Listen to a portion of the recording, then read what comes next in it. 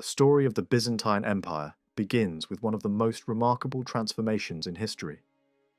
For over 1,000 years, from the 4th century to the fall of Constantinople in 1453, this eastern continuation of the Roman world stood as one of the most powerful and influential civilizations on Earth.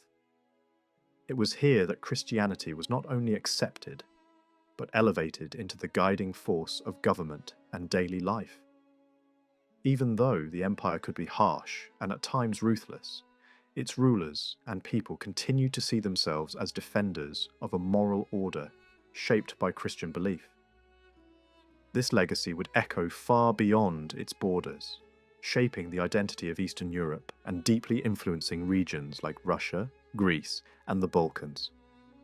The shift toward Christianity did not happen overnight, even if it may have seemed sudden to those living through it. The turning point is often linked to the Roman Emperor Constantine the Great, a man whose decisions would reshape the future of the empire. Before a decisive battle near Rome, he experienced a powerful vision in the sky, a symbol that he believed promised victory. Whether seen as divine intervention or a moment of political clarity, this experience changed everything.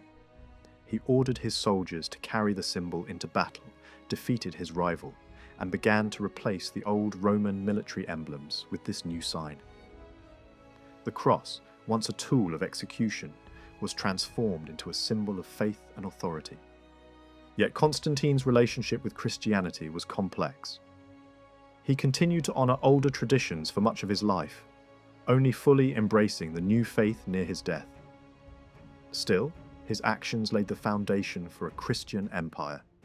He ended the persecution of Christians and gave them legal protection, recognizing that a large part of the population had already turned toward this new belief system. For many ordinary people, Christianity offered hope in a world filled with inequality, hardship, and uncertainty. At the same time, the Roman world itself was changing. The empire had grown too large to manage effectively. Its vast territories stretched across continents, its population was incredibly diverse, and its leadership had become increasingly unstable. Earlier emperors like Diocletian had already tried to solve this problem by dividing authority among multiple rulers and moving the center of power away from Rome. These reforms, however, created new tensions and weakened the sense of unity that had once defined the empire. Constantine took a different approach. Instead of simply managing decline, he decided to reshape the empire entirely. He chose a small but strategically perfect location called Byzantium and transformed it into a new capital. This city, later known as Constantinople, stood at a crossroads between Europe and Asia. Its position allowed it to control trade routes, defend itself against invasion, and connect distant regions through both land and sea. Within just a few years, Constantine expanded the city with new walls, palaces, administrative centers, and a great church dedicated to divine wisdom.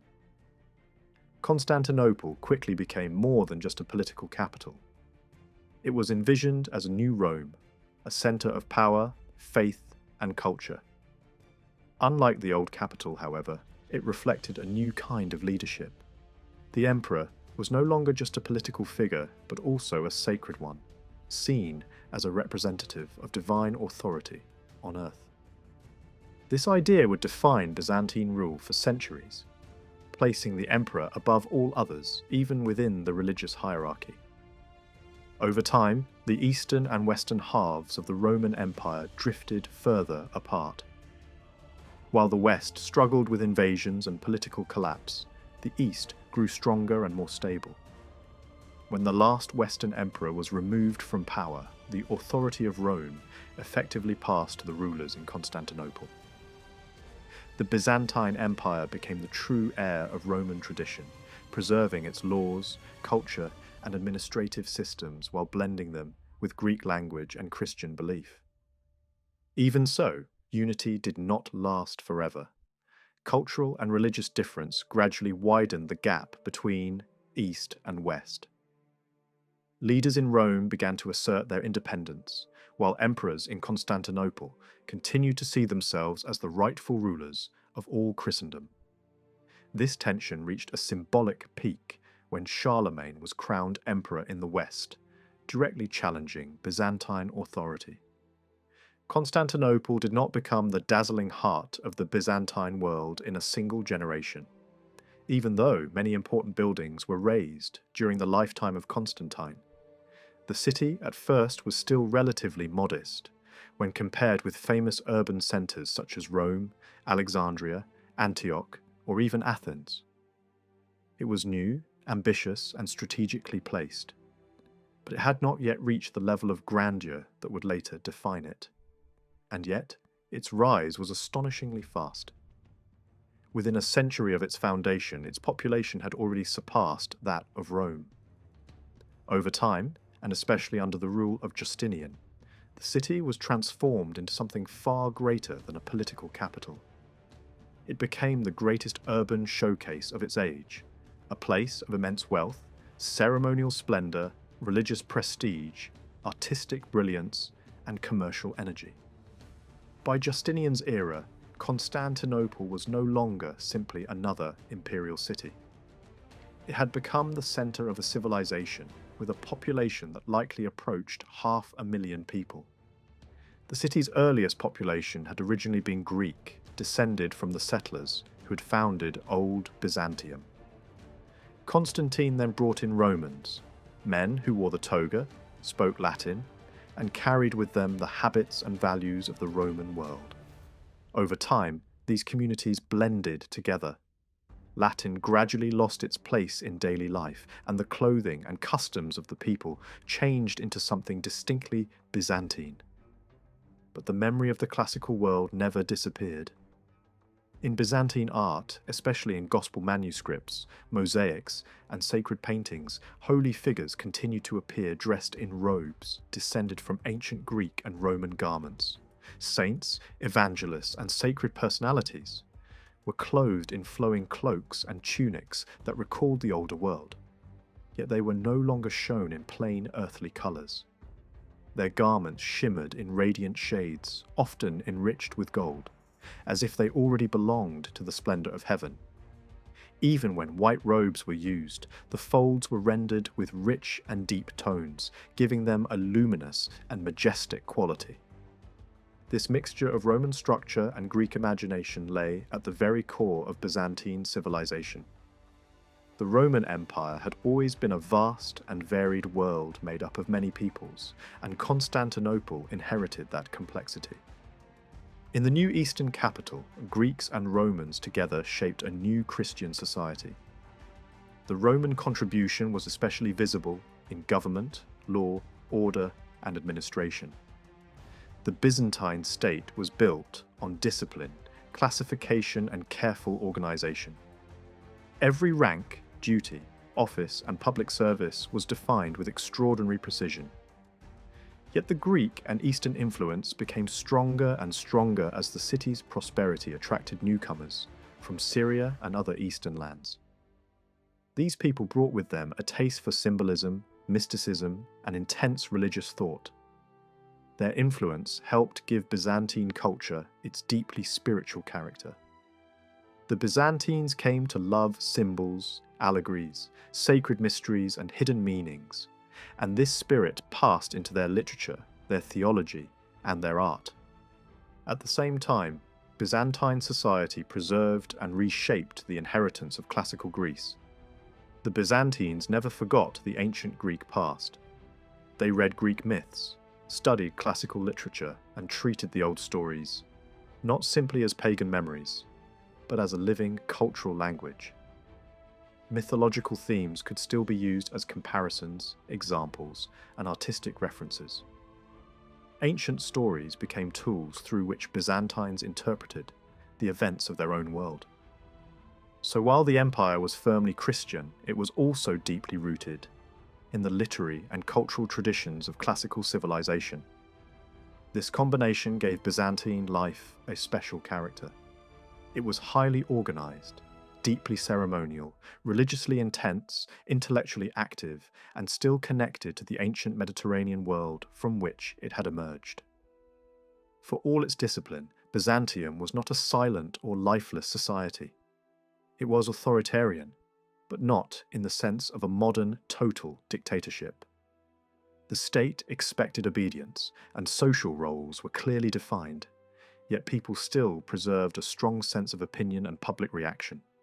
The Byzantines had lived through long periods of instability and decline in the late Roman world, and many accepted a tightly structured state because they saw it as the price of order and security. But they did not surrender their voices. They argued, protested, rioted, and sometimes openly rebelled. Constantinople in particular was famous for sudden unrest.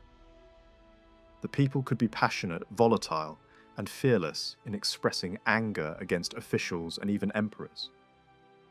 More than one ruler who claimed divine authority was dragged down by his own subjects, blinded, tortured, or killed. So although the empire was disciplined, it was never emotionally quiet. It was a society of intense feeling, strong conviction, and frequent public drama.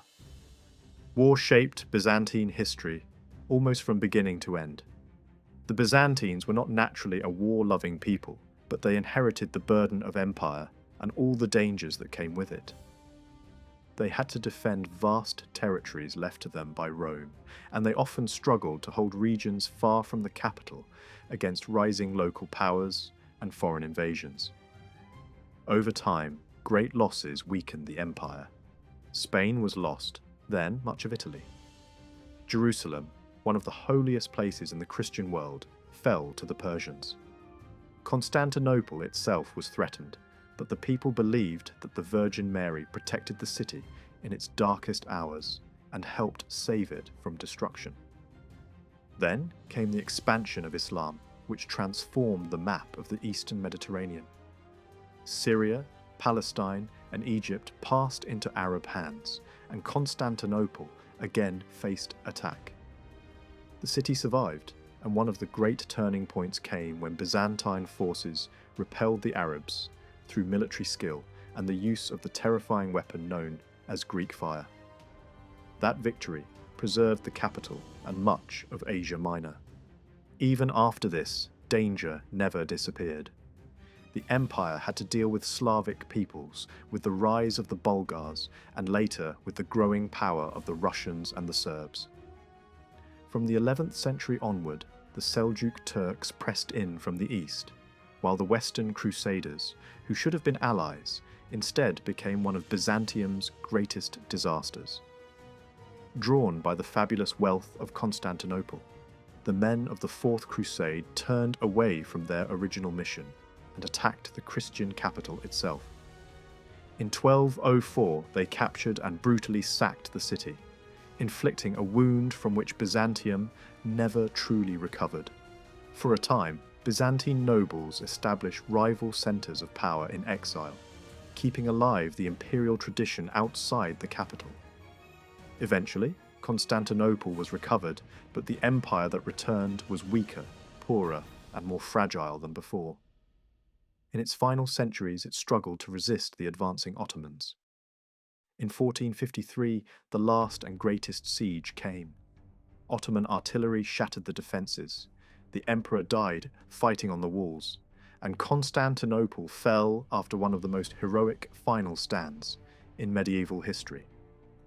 For 3 days, the city was given over to plunder, slaughter, and destruction, and the last remnant of the Byzantine world disappeared as an independent power.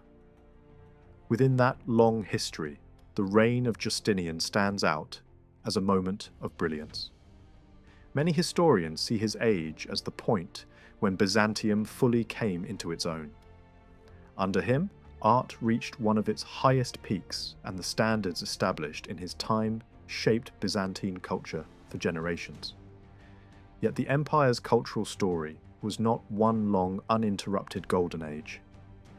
In the 8th century, a violent conflict erupted over religious images. Emperor Leo III became convinced that the veneration of icons had gone too far and had begun to resemble idolatry. He moved against sacred images, hoping to purify the faith. But this policy sparked fierce resistance. The struggle over icons divided the empire for more than a century and became one of the defining religious controversies in Byzantine history. Only in the 9th century was the ban finally defeated and the place of icons fully restored. Later dynasties brought new periods of strength and new waves of artistic and political life. The Macedonian rulers oversaw another remarkable flowering, producing emperors of very different temperaments, from scholars and lawgivers to ruthless and ambitious court figures. After them came the Comnenian Age, when the empire faced powerful enemies on every front and survived only through constant effort, diplomacy, and war. Then the Palaeologan rulers presided over the empire's final phase, a time when political weakness was often paired with cultural refinement and spiritual intensity.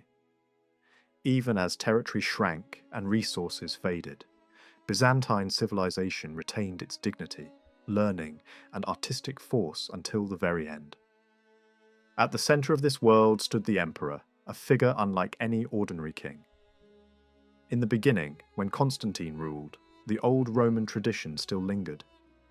A ruler's elevation was confirmed not by a medieval-style coronation, but by an older military and civic ritual in which he was lifted on a shield before the army and the people. Their acclamation was enough to establish him in power. But as the empire became more Christian, this process changed. By the 5th century, the Patriarch of Constantinople had become so important that he took on the role of crowning the emperor.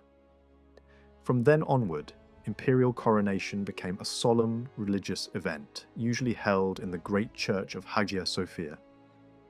The emperor was no longer just a political leader.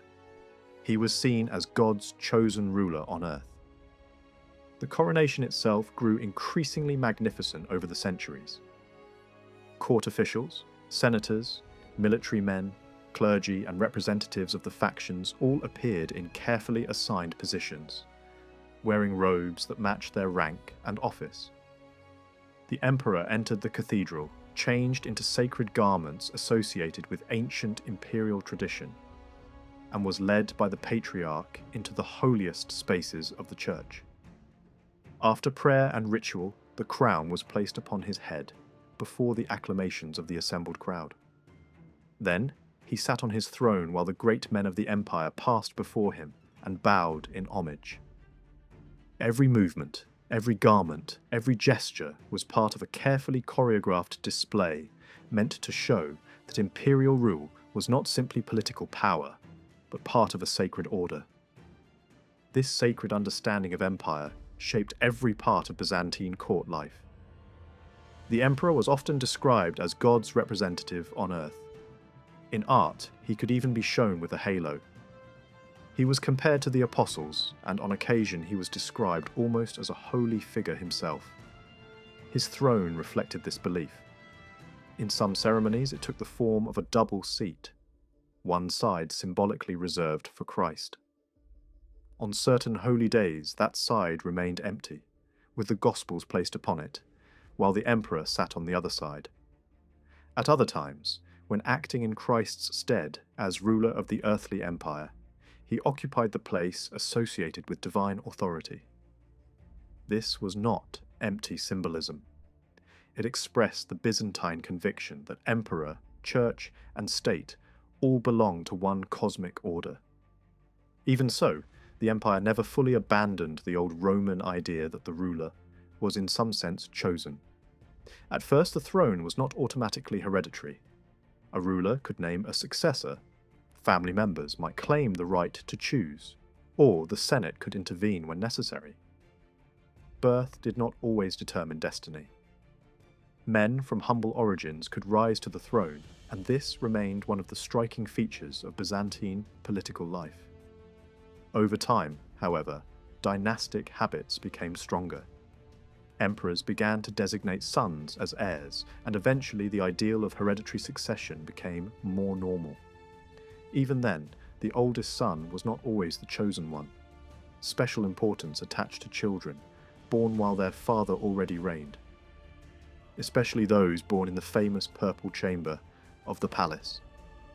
Such children were known as born in the purple, and this distinction greatly strengthened their claim to the throne. Yet this system also fed intense rivalries. Sons of different wives competed with one another. Half-brothers turned into enemies. Palace intrigue, family betrayal, blinding, mutilation, exile, and imprisonment were common features of succession struggles. A prince who was merely sent to a monastery might be counted fortunate.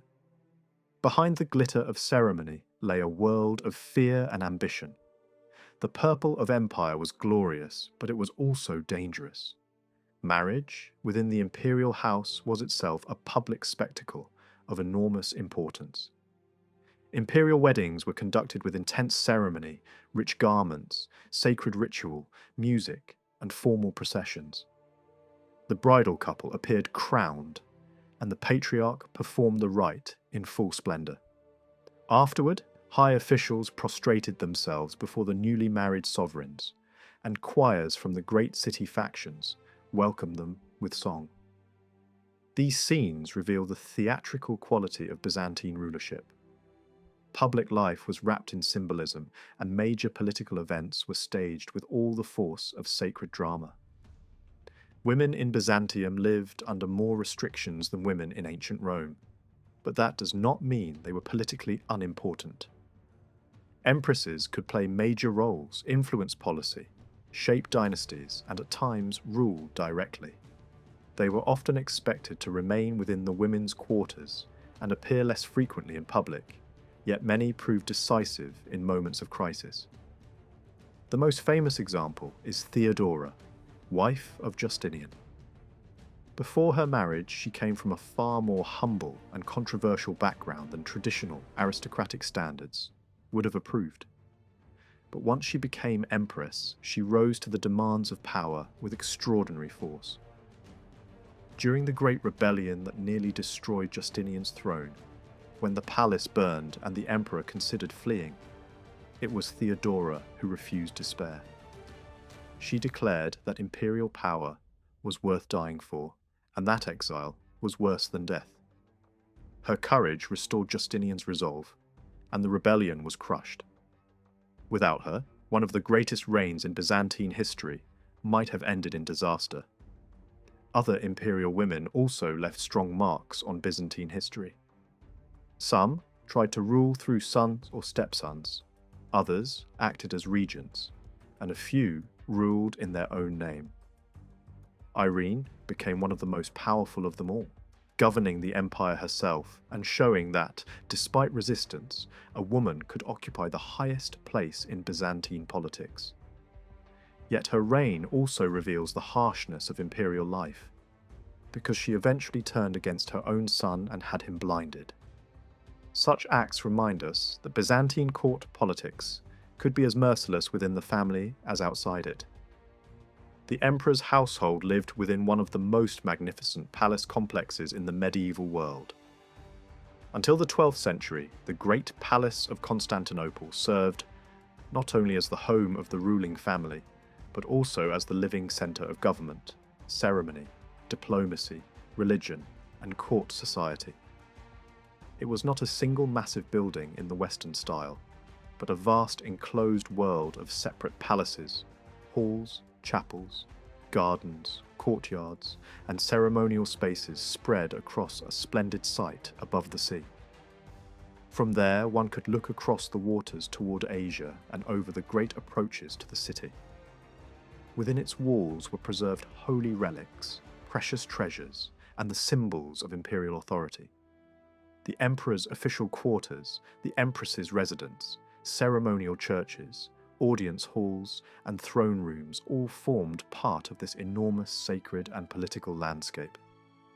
Among its most famous spaces was the Great Throne Hall, crowned by a dome and designed to overwhelm all who entered. The throne stood raised beneath an image of Christ as King of Kings. The effect was deliberate. Every ambassador, official, and visitor was meant to understand that the emperor ruled beneath divine authority and within a court, whose magnificence reflected the glory of heaven itself. Around the throne stood the imperial guards in carefully arranged ranks, drawn from different peoples and nations, their positions reflecting status and favour. The palace, like the empire itself, was a world of hierarchy, ritual, and spectacle. It was at once a residence, a government centre, a ceremonial machine, and the visible image of Byzantine order. In the heart of imperial Constantinople, the palace was not just a residence. It was a living world of power, ritual, and spectacle, constantly evolving with the tastes and ambitions of its rulers. One emperor in particular, Theophilus, decided that the traditional halls of the court were no longer enough. Rejecting older ceremonial spaces, he built a new and striking residence known as the Triconch Palace. Its design was bold and symbolic. A great hall was divided by columns into 3 parallel sections, each crowned with its own dome. 3 entrances opened into the space, the central one crafted in silver, while the others were made of bronze. Beneath the central dome stood the emperor's throne, while the thrones of his family were placed on either side, forming a carefully balanced image of imperial authority. This palace was not only a place of residence, but also a stage for hierarchy and ceremony. Later, rulers continued to use such spaces to display power through precise arrangement and symbolism. When the empresses Zoe and Theodora ruled together, even their seating reflected rank and rivalry. Zoe's throne was always placed slightly ahead of her sisters. Around them stood elite guards, their weapons gleaming, while courtiers formed a silent semicircle, heads lowered in strict obedience. Every detail communicated authority, order, and the unspoken rules of court life. The imperial palace complex itself was vast, almost like a city within a city. It contained halls for every possible function, each carefully assigned its role. There were reception chambers for soldiers, audience halls for officials, and ceremonial spaces for state occasions. At the centre stood the great entrance complex known as the Chock, a monumental gateway that led into the inner world of imperial power. Its walls were covered in marble and decorated with glittering mosaics, including images of emperors and empresses in full regalia. Nearby, a private passage connected the palace directly to the imperial box in the hippodrome, allowing the emperor to appear before the people in moments of public display. Religious life was woven into this environment at every level. Within the palace grounds stood numerous chapels and sacred spaces, where emperors prayed, attended rituals, and reinforced their role as protectors of the faith. Close by rose the great lighthouse, guiding ships safely into the harbour and sending signals across the empire through a system of relays. Around it were workshops, storerooms, and factories where skilled artisans produced luxurious goods exclusively for the emperor. Silk garments, jewellery, and ceremonial objects were crafted here, ensuring that imperial splendour remained unmatched anywhere else. The palace also housed everything needed for imperial life. Stables held horses prepared for war, ceremony, and sport. Hunting animals, including dogs and even exotic beasts, were kept nearby, along with falcons used in royal hunts. There were gardens, aviaries, treasuries, archives, and armories. Thousands of servants and officials worked within this enclosed world, maintaining a system that functioned with astonishing complexity. In the summer, the imperial family moved between different residences within the palace grounds, choosing buildings suited to the season. Special chambers were reserved for important moments, including the famous Purple Chamber, where imperial children were born. Life inside the palace was filled with ritual, even in the most private moments. After an imperial wedding, for example, the empress was required to follow a carefully prescribed sequence of ceremonial baths. Court officials, musicians, and attendants took part in the process. turning even personal routines into public displays of order and tradition. Nothing in this world was left to chance. Every action, every movement, was part of a system designed to reinforce imperial dignity. Yet the palace wasn't only a place of ceremony, it was also a place of learning, entertainment, and daily life. Some sections were later transformed into centres of education, where scholars gathered and knowledge was preserved. Other areas served as dining halls where grand banquets were held. These feasts were displays of wealth beyond imagination. Tables were set with gold vessels, and enormous dishes were so heavy that they had to be suspended from the ceiling and lowered toward guests using mechanical devices. Visitors from distant lands were often stunned by such scenes, describing them as unlike anything they had ever witnessed. Over time, however, even this magnificent complex began to lose its central role. New palaces were built, and emperors gradually shifted their residence elsewhere. One such residence, the Blashanai Palace, rose in prominence and eventually replaced the older complex as the main imperial home. It too was filled with marble courtyards, grand halls, and golden decorations, though later emperors sometimes lived there with surprising simplicity. By the later centuries of the empire, however, the contrast between past glory and present reality became stark. The wealth that had once defined Byzantine court life began to fade. Precious objects disappeared, treasures were lost, and even imperial banquets were no longer served on gold, but on simple pottery. Despite this decline, the structure of court life remained highly organized. Each day followed a strict rhythm. The palace gates were locked in the afternoon and reopened at dawn, marking the boundary between public duty and private life.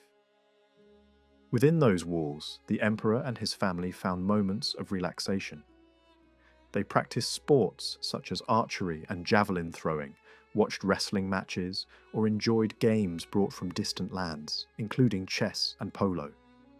Entertainers, musicians, and performers were always ready to amuse the court, ensuring that even in times of tension, life retained an element of spectacle and pleasure.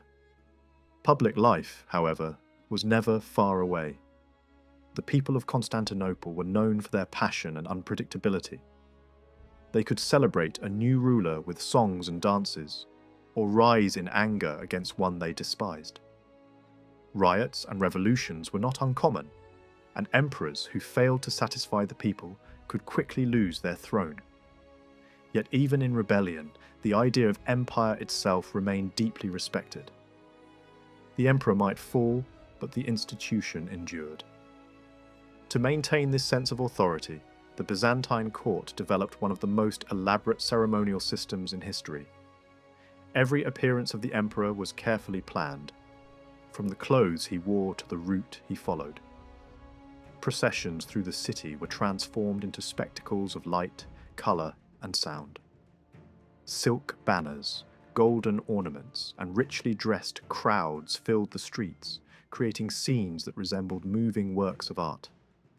Even religious festivals blended older traditions with Christian meaning, turning ancient customs into new expressions of imperial identity. Nothing demonstrated this better than the reception of foreign ambassadors. From the moment they entered Byzantine territory, they were treated with a carefully designed sequence of ceremonies. At each stage of their journey, they were greeted, honoured, and guided toward the capital. When they finally reached Constantinople, they were housed in comfort and waited for the emperor's invitation. On the day of the audience, the city itself became part of the performance. Streets were decorated, guards appeared in full armour, and the ambassador was escorted to the palace on a richly adorned horse. Inside the audience hall, the true purpose of the ceremony became clear. The emperor remained hidden until the final moment. Then, as curtains were drawn aside, he appeared seated on his elevated throne, dressed in garments covered with gold and jewels, shining under the light. The effect was overwhelming. Visitors often described the sight as almost unreal, as if they were standing before something more than human. As the ambassador approached, he was required to stop repeatedly, bowing at each step. Only then could he present his message, while the emperor responded with carefully chosen words that reflected both courtesy and hierarchy. When a foreign ambassador finished his business in Constantinople, the mission often ended not with a quiet farewell, but with a final display of imperial magnificence. The emperor would sometimes host a grand banquet in the envoy's honor, and even the arrangement of the room was designed to send a message. Seating followed an exact order of rank, and nothing was left to chance. The tables were shaped in a form that reminded the Byzantines of the cross, a detail that reflected how deeply Christian symbolism had entered even the most formal acts of court life. At the head sat the emperor, clothed in purple over white, with the empress beside him. Important male guests were placed on one side, high-born women on the other, and every person present understood that where one sat revealed exactly how much one mattered. The banquet itself was not simply a meal. It was a carefully staged political performance. In earlier centuries, many diners still reclined in the old Roman fashion, though the imperial family seems to have adopted seated dining in private sooner than many others. Behind the emperor stood a court official holding a rod of office, while behind the empress stood one of her attendants carrying a ceremonial wand. If the visiting envoy represented a major power, he might be granted a place close to the emperor. If not, he was seated lower down, away from the center of honor. Such distinctions could flatter, but they could also insult. Some ambassadors left these banquets more impressed by Byzantine elegance than by diplomacy, while others left offended, fully aware that they had been deliberately placed below rivals. Entertainment filled the hours between courses. Music, dancers, mimes, and performers were expected to delight the guests, and the court spared little effort in making the atmosphere unforgettable. Yet even amid the music and spectacle, everyone remained aware that the true purpose of the event was political. A banquet in Constantinople was another form of diplomacy, one in which food, seating, ritual, and ceremony all combined to declare the greatness of the empire. The emperor's public role extended far beyond these formal meals. One of his most visible duties was to preside over the great games and chariot races in the hippodrome. Although these entertainments had ancient pagan origins, they continued for centuries as one of the central public rituals of Byzantine life. In Constantinople, the emperor signaled the start of the races by dropping a white cloth. That simple gesture set the whole arena in motion. 4 races were held in the morning and 4 more in the afternoon, with crowds filling the vast stadium and watching teams thunder around the track. Between the races there were acrobats, dancers, comic performers, musicians, and all the colour and noise of a true imperial festival. These games were not merely diversions.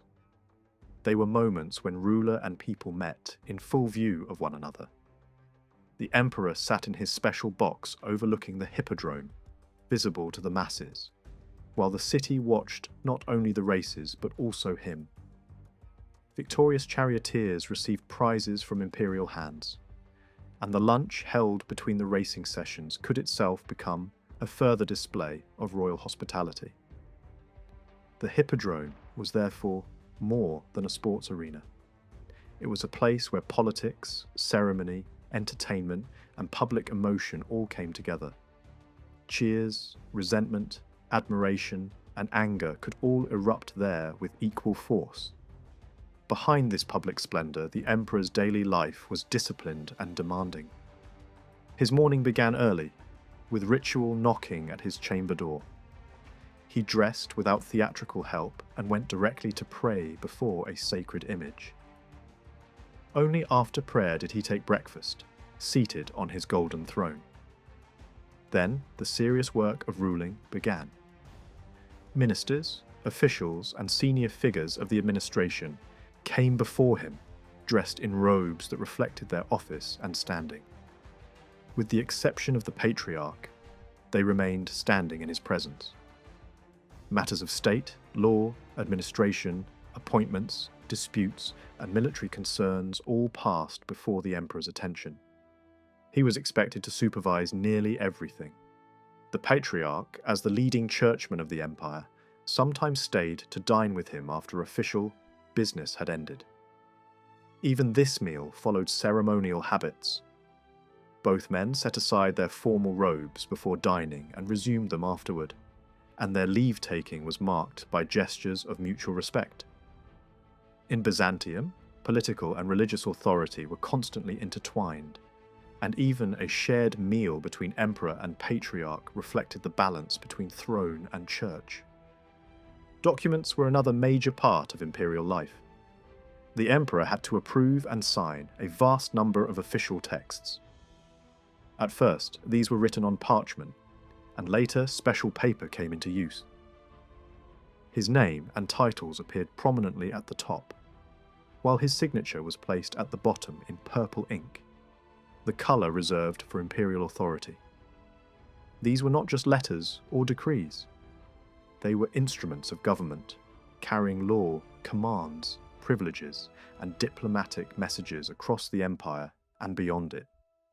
Copies were kept, translations were prepared for foreign courts, and special documents of great importance were sometimes written in gold. These golden charters became among the most prestigious expressions of imperial will. Yet the emperors of Byzantium were never mere machines of ceremony. Many had powerful personalities, strong preferences, and striking private habits. Some were austere and self-controlled, eating little, drinking sparingly, and devoting themselves to study or devotion. Others were sociable, curious, suspicious, artistic, or eccentric. Justinian, despite the weight of empire, was devoted to Theodora and worked with relentless energy, often reading deep into the night. Nicephorus Phocas and Basil II were known for severe self-discipline. Leo VI liked to move through the streets in disguise, testing whether the city watch truly enforced his laws. On one occasion, he was actually arrested while wandering the city dressed like a poor man. In the morning, he rewarded the officials who had done their duty and punished those who had failed it. Other emperors had their own obsessions. Michael IV, anxious about plots, rode through the streets at night searching for signs of conspiracy. Constantine VII was more drawn to books and learning than to practical rule. Theodore Lascaris loved calligraphy and manuscript illumination. Many emperors were collectors, patrons of art, and admirers of precious objects. They were rulers, but they were also individuals with fears, tastes, habits, and private passions. When an emperor died, the final ceremony reflected the same blend of majesty and mortality that had shaped his life. His body was laid out in full imperial dress, wearing crown, robe, and purple slippers. Clergy and senators stood around him singing laments. Then came words of solemn power, calling the dead ruler away from earthly authority and into the presence of the greater king above. The body was carried out with ceremony and taken through the city toward its burial place. At the tomb, the crown of empire was removed from the dead emperor's head and replaced with a simpler circlet before burial. The symbolism was unmistakable. However great the emperor had been in life, in death he laid aside earthly rule before the eternal authority of God. Religion, in fact, was the deepest force in Byzantine life. The people of the empire saw the relationship between church and state as essential to the order of the world. The emperor ruled human affairs, while the priesthood guided divine ones. Together, they were often imagined almost as body and soul, distinct yet inseparable. This way of thinking gave religion a central place not only in worship, but in politics, law, society, and daily life. It also meant that ordinary men and women cared intensely about doctrine. Questions of theology were not left only to bishops and scholars. They mattered to the population at large because people believed that correct belief was tied directly to salvation. Christianity had spread powerfully in the eastern provinces, especially in places like Syria, Egypt, and Asia Minor, where its spiritual intensity resonated deeply. But as the faith grew, it also produced fierce arguments about the nature of Christ, the Trinity, and other core teachings. Councils were summoned to settle these disputes, and emperors played a central role in them. Constantine himself had called the First Great Council, and later, emperors continued this model, presiding over or influencing the most important gatherings of the Church. These councils shaped doctrine, condemned what the Church defined as heresy, and established much of the theological structure of the Orthodox world. Byzantium faced no shortage of religious controversy. Some disagreements came from sincere attempts to understand Scripture. Others were shaped by older beliefs, local traditions, or philosophical influences. Heresies multiplied, and the state as well as the Church often moved forcefully against them. The empire saw false teaching not merely as an intellectual mistake, but as a spiritual danger that could threaten society itself. At the same time, older customs proved hard to uproot.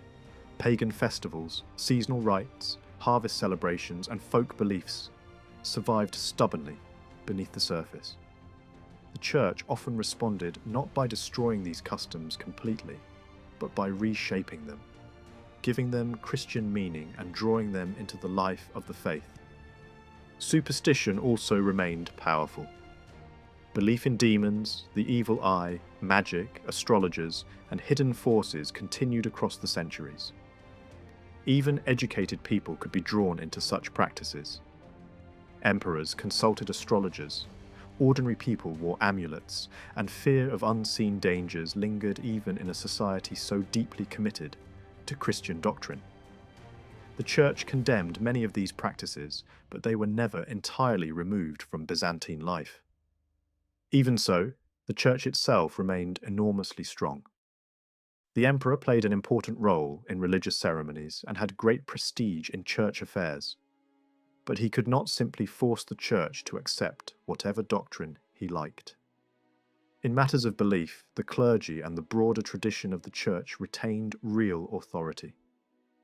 Over time, the Patriarch of Constantinople gained immense influence, especially as older Christian centres in the East were lost to Arab conquest. The rivalry between Constantinople and Rome deepened across the centuries, and arguments over authority, theology, and ritual gradually hardened into a permanent break between the Orthodox East and the Catholic West. Attempts to heal that division failed, and the memory of Latin hostility, especially after the sack of Constantinople, made reconciliation even harder. The Patriarch of Constantinople lived in great dignity, close to the Cathedral of Hagia Sophia, surrounded by offices, attendants, and the machinery of church government. With the help of the Holy Synod, he oversaw bishops, provinces, and ecclesiastical administration. Bishops had to be educated, disciplined, and spiritually prepared, and over time the higher ranks of the Church came increasingly to be filled, from among monks rather than married clergy. This distinction between monastic clergy and ordinary parish priests became one of the defining features of Orthodox religious life. At the centre of this sacred world stood Hagia Sophia, the great cathedral of Constantinople. If the imperial palace was the political heart of the empire, Hagia Sophia was its spiritual pulse. The poor might never enter the palace, but they could come to the cathedral, stand beneath its vast dome, and experience something that felt almost like heaven made visible. Its interior, with its light, marble, gold, and sacred images, gave form to the Byzantine vision of divine order. The beauty of its liturgy, the richness of its vestments, and the solemnity of its rites all reinforced that impression. Yet Hagia Sophia was not powerful only because of architecture or ceremony. It was also treasured because of its relics and icons. holy objects gathered there over the centuries, and the faithful believed that some of them carried miraculous power. Among the most revered were sacred images of Christ, the Virgin, and the saints. Some were thought to protect the city itself. In times of danger, relics and icons were carried around the walls of Constantinople as if their presence could shield the capital from destruction. When the Latins seized many of these treasures, the Byzantines never forgot the insult. Icons were central to Byzantine devotion. These were not treated simply as paintings, but as holy presences that connected the believer to the figure represented. In churches and homes, icons served as points of prayer, focus, and intercession. The faithful stood before them seeking help, mercy, and protection. Certain images became especially famous for working miracles, and emperors themselves took icons on campaign, believing that the holy figures shown on them could guide armies and defend the empire in war. In Byzantine society, icons were meant to be windows into the sacred, not sacred beings in themselves. Church leaders repeatedly taught that these painted images were only representations of Christ, the Virgin, and the saints. But for many ordinary worshippers, especially those who could not read, the distinction was not always clear. The image and the holy figure behind it could seem almost the same. People kissed icons, bowed before them, lit candles beside them, and prayed in their presence with such intensity that some began to fear the empire was drifting back toward idolatry. Those fears grew stronger under the influence of neighbouring traditions that rejected religious images altogether. Both Jewish and Muslim thought discouraged figural representation in worship, and in Byzantium this helped strengthen a movement that wanted icons removed and replaced by simpler Christian symbols such as the cross. By the early 8th century, this argument had become one of the most explosive issues in the empire. The supporters of destruction, later known as iconoclasts, gained enough influence to divide the whole Byzantine world. Emperors backed the movement, while many priests, monks, and theologians resisted it fiercely. The result was not just a dispute about art. It became a battle over the nature of devotion, the meaning of the incarnation, and the limits of imperial power in religious life. Some of the strongest voices defending icons came from men such as John of Damascus, who lived under Muslim rule but wrote passionately in favour of sacred images, and later Theodore of the Studite monastery in Constantinople, who also stood firmly against the ban. In the end, the defenders of icons proved stronger. In the 9th century, the ban was lifted and religious images returned to the churches. But they returned under a clear condition. Worship belonged to God alone, while icons were to receive veneration, honour, and reverence, not divine worship. This victory greatly strengthened the prestige of the church and marked one of the defining moments in Byzantine religious history. Even during the years of controversy, the Byzantine attachment to relics, saints, and miracles never disappeared. From the earliest days of Constantinople to its final centuries, holy objects remained central to religious feeling. Relics were not treated as decorations or symbols alone. They were believed to carry real spiritual force. In many cases, churches kept them in separate shrine-like spaces, where special services were held on the feast day of the saint connected to them. Over time, churches were increasingly dedicated to martyrs, and devotion to the saints became one of the most visible features of Byzantine Christianity. Justinian himself set an example by building one of the most beautiful early churches of Constantinople in honour of Sergius and Bacchus, two martyred saints held in deep reverence. He also helped establish the practice of adding baptistries to major churches, making sacred architecture ever more closely tied to the full cycle of Christian life. The Church's authority rested not only on belief and ritual, but also on a highly organized system of law and administration. Over time, its rules were gathered into a vast legal body that dealt with doctrine, discipline, church property, and the practical running of the institution. But the true strength of the church did not come from legal codes alone. Its power came from the way it entered every part of daily existence. The Byzantine Church did not stand apart from society. It accompanied people from birth to death. It baptized children, confirmed them, married them, cared for them when they were dying, and buried them when they were gone. It blessed homes, fields, flocks, fishing boats, harvests, and supplies. It stood at the center of personal hope, family life, and social order. For the Byzantine people, religion was not one part of life among many others. It was the structure within which life itself was understood. This is one reason why charity became one of the church's most visible duties. Urban poverty in Byzantium was severe, and the suffering of the poor was constant. Church leaders could not ignore it.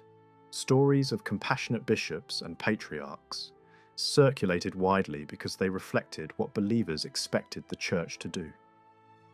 One famous example tells of a patriarch who, after accepting a luxurious blanket, could not sleep peacefully because he kept thinking of the poor shivering in the cold. At dawn, he sold the blanket and used the money to buy large numbers of warm coverings for those in need. Such stories were preserved not simply as moral tales, but as images of the ideal Christian life in action. The church did more than offer alms. It built and maintained institutions, orphanages, homes for the elderly, poorhouses, dispensaries, and hospitals all became part of its work. Emperors and members of the imperial court followed this example and sponsored similar foundations. Some rulers went even further, creating special institutions meant not only to relieve suffering, but to transform lives. One emperor established a residence for women seeking escape from prostitution, offering them security and comfort if they chose a religious life. Another founded a remarkably advanced medical complex that included separate hospitals for men and women, wards for surgery and long-term care, trained doctors and assistants, a pharmacy, and even a medical school. This was not charity in the casual sense. It was organized welfare supported by both faith and imperial authority. As gifts poured in from emperors, nobles, and ordinary believers, the church accumulated great wealth. Donations came in the form of money, estates, vestments, gospel books, icons, vessels, and works of art. Land in particular gave the church long-term power, and over time many churches and monasteries grew rich from agricultural revenues. Yet, that wealth was unevenly distributed. High church institutions could be prosperous, but many village priests remained desperately poor, working the land with their parishioners to survive. The contrast between the splendour of major churches and the hardship of local clergy was one of the striking features of Byzantine religious life. The appearance of the clergy also changed over time. In the early centuries, priests and laypeople dressed in much the same way, with social rank and wealth making the main difference. But as secular clothing evolved, the clergy held to older styles, and slowly a distinct ecclesiastical dress emerged. Scarves, stoles, tunics, cuffs, and ceremonial outer garments took on fixed forms and meanings. Bishops carried staffs and wore distinctive headgear and pectoral objects, while deacons and priests had their own recognizable garments. By the Middle Byzantine period, church vestments had become extraordinarily rich. Silk, velvet, gold thread, enamel, jewels, and embroidery turned liturgical clothing into dazzling statements of sacred authority. Altars gleamed with chalices, patens, crosses, spoons, censers, fans, and candlesticks. Light from countless candles flashed across gold and polished metal, creating interiors that seemed to dissolve the boundary between earthly church and heavenly kingdom. And yet, For some of the most fervent Christians, even this grandeur was not enough.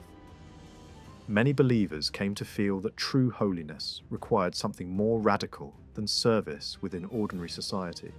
Since martyrdom was no longer widely available as the supreme witness of faith, asceticism emerged as the next great path towards salvation. Men and women withdrew from the world to fight temptation directly, disciplining the body in order to purify the soul. This movement first took shape in the eastern provinces, especially Egypt and Syria, where the harsh desert landscape itself seemed suited to lives of solitude, prayer, and self-denial. Some of these ascetics became hermits, living in caves or remote places, surviving on the barest food, and devoting themselves almost completely to prayer. Others pushed self-denial to astonishing extremes. Among the most famous were the stylites, men who spent years standing on high columns exposed to sun, rain, wind, and cold. They did not sit, lived in appalling physical discomfort, and treated the body almost as an enemy to be conquered. One of the most famous stylites lived for decades on his pillar and became an object of awe to those below. To the modern eye, such lives may appear almost unbearable. But to many Byzantines, these men represented the highest form of spiritual struggle. Their suffering was seen not as madness, but as proof that they had turned entirely away from earthly comfort in pursuit of eternal life. Over time, solitary asceticism gave rise to organized monasticism. Disciples gathered around holy men and communities formed. The earliest monasteries were shaped by strict communal discipline. Monks owned nothing privately. Clothing, food, and tools belonged to the monastery. Meals were eaten in silence, while sacred texts were read aloud. Work, prayer, fasting, and obedience formed the rhythm of life. The abbot ruled the community, and all members followed an exact order of discipline. These foundations aimed to create a collective life of holiness, where each monk gave up personal will in order to enter a more perfect spiritual order. Later, other forms appeared. In some monasteries, monks lived more separately, each in his own cell or small set of rooms, under lighter communal structures. Even there, however, the emphasis remained on restraint, simplicity, and devotion. Entry into monastic life was not casual. Men and women had to undergo testing before final vows, and rules governed who could enter. Slaves could not simply flee into monasteries without consequence, and people already bound by marriage arrangements were often restricted as well. Once admitted, monks and nuns entered a world with its own schedule, duties, and spiritual demands. Nights were broken by long services, days were filled with prayer and labour, and festival vigils could last for many hours. As monasticism spread, monasteries multiplied across the Byzantine world and accumulated immense influence. Wealthy patrons founded them. Emperors supported them. Land and money flowed toward them. By some accounts, monastic growth became so great that it began to worry the state itself. Certain emperors tried to limit the expansion of monastic property and curb the creation of new houses, fearing that too much wealth and manpower were being drawn out of ordinary social life. Yet these efforts had only limited success. Monasteries continued to expand because they had become too important spiritually, culturally, and even politically to be restrained for long. For all their problems, monasteries were among the great centres of Byzantine civilization.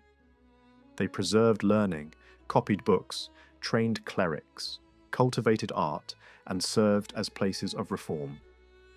When the iconoclastic controversy ended, monastic creativity surged again. Monks became some of the strongest defenders of sacred art, and some of the most active producers of religious literature and theology. They helped shape the devotional and intellectual life of orthodoxy in ways that would last for centuries. One of the greatest monastic achievements was the rise of Mount Athos. In the 10th century, the first great foundation there established a pattern that would define the holy mountain for generations. Supported by imperial patronage, Athos became a world of its own, filled with monasteries, hermitages, workshops, libraries, treasuries, schools, dispensaries, and farms. Each monastery functioned as a complex, self-sustaining community, governed by strict rules and devoted to prayer, hospitality, and sacred labour. Pilgrims and travellers could be received there. Books could be copied, icons could be painted, and the liturgy could be celebrated with unbroken continuity. The mountain became one of the spiritual centres of the Orthodox world. Athos was especially associated with devotion to the Virgin, and its monastic inhabitants preserved a distinctive rule that excluded all female presence, both human and animal, from the peninsula. In this way, the entire mountain was imagined as a garden set aside for the Mother of God. Time seemed to stand still there. Even when the empire itself weakened and finally disappeared, Athos endured, carrying on ancient routines of prayer and monastic discipline long after Constantinople had fallen. Despite its intensity of belief, the Byzantine world was not always rigidly intolerant toward those of other faiths. Before the disasters of the later period, Jews were able to practice their religion and, although often confined to specific quarters, could enjoy civil rights. Muslims too were at times permitted space for worship in Constantinople itself. Mosques were built in the capital during certain reigns, especially when diplomacy or political alliances made such gestures useful. This coexistence did not erase tension, but it shows that the empire could be more flexible in practice than its fierce theological arguments might suggest. What emerges from all this is a civilization in which religion shaped nearly every layer of existence. The battle over icons, the veneration of relics, the splendor of churches, the care of the poor, the creation of hospitals, the authority of clergy, the rise of monasticism, and the preservation of sacred art and learning were all connected. Byzantium was not simply a Christian empire in name. It was a world in which theology, politics, charity, beauty, discipline, fear, hope, and daily routine were woven together into a single religious culture. The Byzantine Church did not merely guide belief. It formed the imagination of the people, touched their private lives, and gave the empire much of its deepest identity. In Byzantium, the emperor was never meant to be a distant symbol who simply occupied a throne while others ruled in his name. He stood at the center of the entire state. He was the highest source of law, the protector of the people, the head of the administration, and the final authority behind every major decision. That is why so many Byzantine rulers insisted on taking personal command in war. Emperors such as Theodosius, Heraclius, Maurice, and later Alexius Comnenus, did not always accept the cautious advice of ministers who wanted them to stay safely in the capital. They believed that if they were truly the guardians of the empire, then they had to be seen leading, deciding, and if necessary, fighting. In Byzantium, rulership was active. An emperor who failed to govern in person risked appearing weak, and weakness at the top could shake the whole structure of the state. This helps explain why the Byzantine Empire remained so centralized for such a long time. Until the Latin conquest of Constantinople, and in many ways even afterward, power still flowed outward from the emperor himself. Government departments, senior officials, military leaders, court figures, and provincial administrators all ultimately looked to the throne for direction. During the first centuries of the empire, this system was still taking shape, and emperors had to devote enormous energy to it. They relied heavily on court servants and trusted attendants, who were often as much palace figures as trained administrators. In Byzantium, titles did not pass automatically from father to son. Rank was granted according to office, service, and imperial favour. Every title had its own place in the order of precedence, and that order mattered deeply, because the Byzantine world was built on carefully measured gradations of status. The court itself was arranged like a ladder of honor. Some positions were reserved for members of the imperial family, while others belonged to high officials, senior courtiers, and ceremonial attendants. Certain offices carried real administrative power, while others existed mainly to express closeness to the emperor. Even so, in Byzantium, ceremonial rank could easily become political influence. A man who stood near the emperor, controlled access to him, supervised his household, or managed palace routines could become one of the most powerful people in the empire. The boundaries between court life and state administration were never fully separate.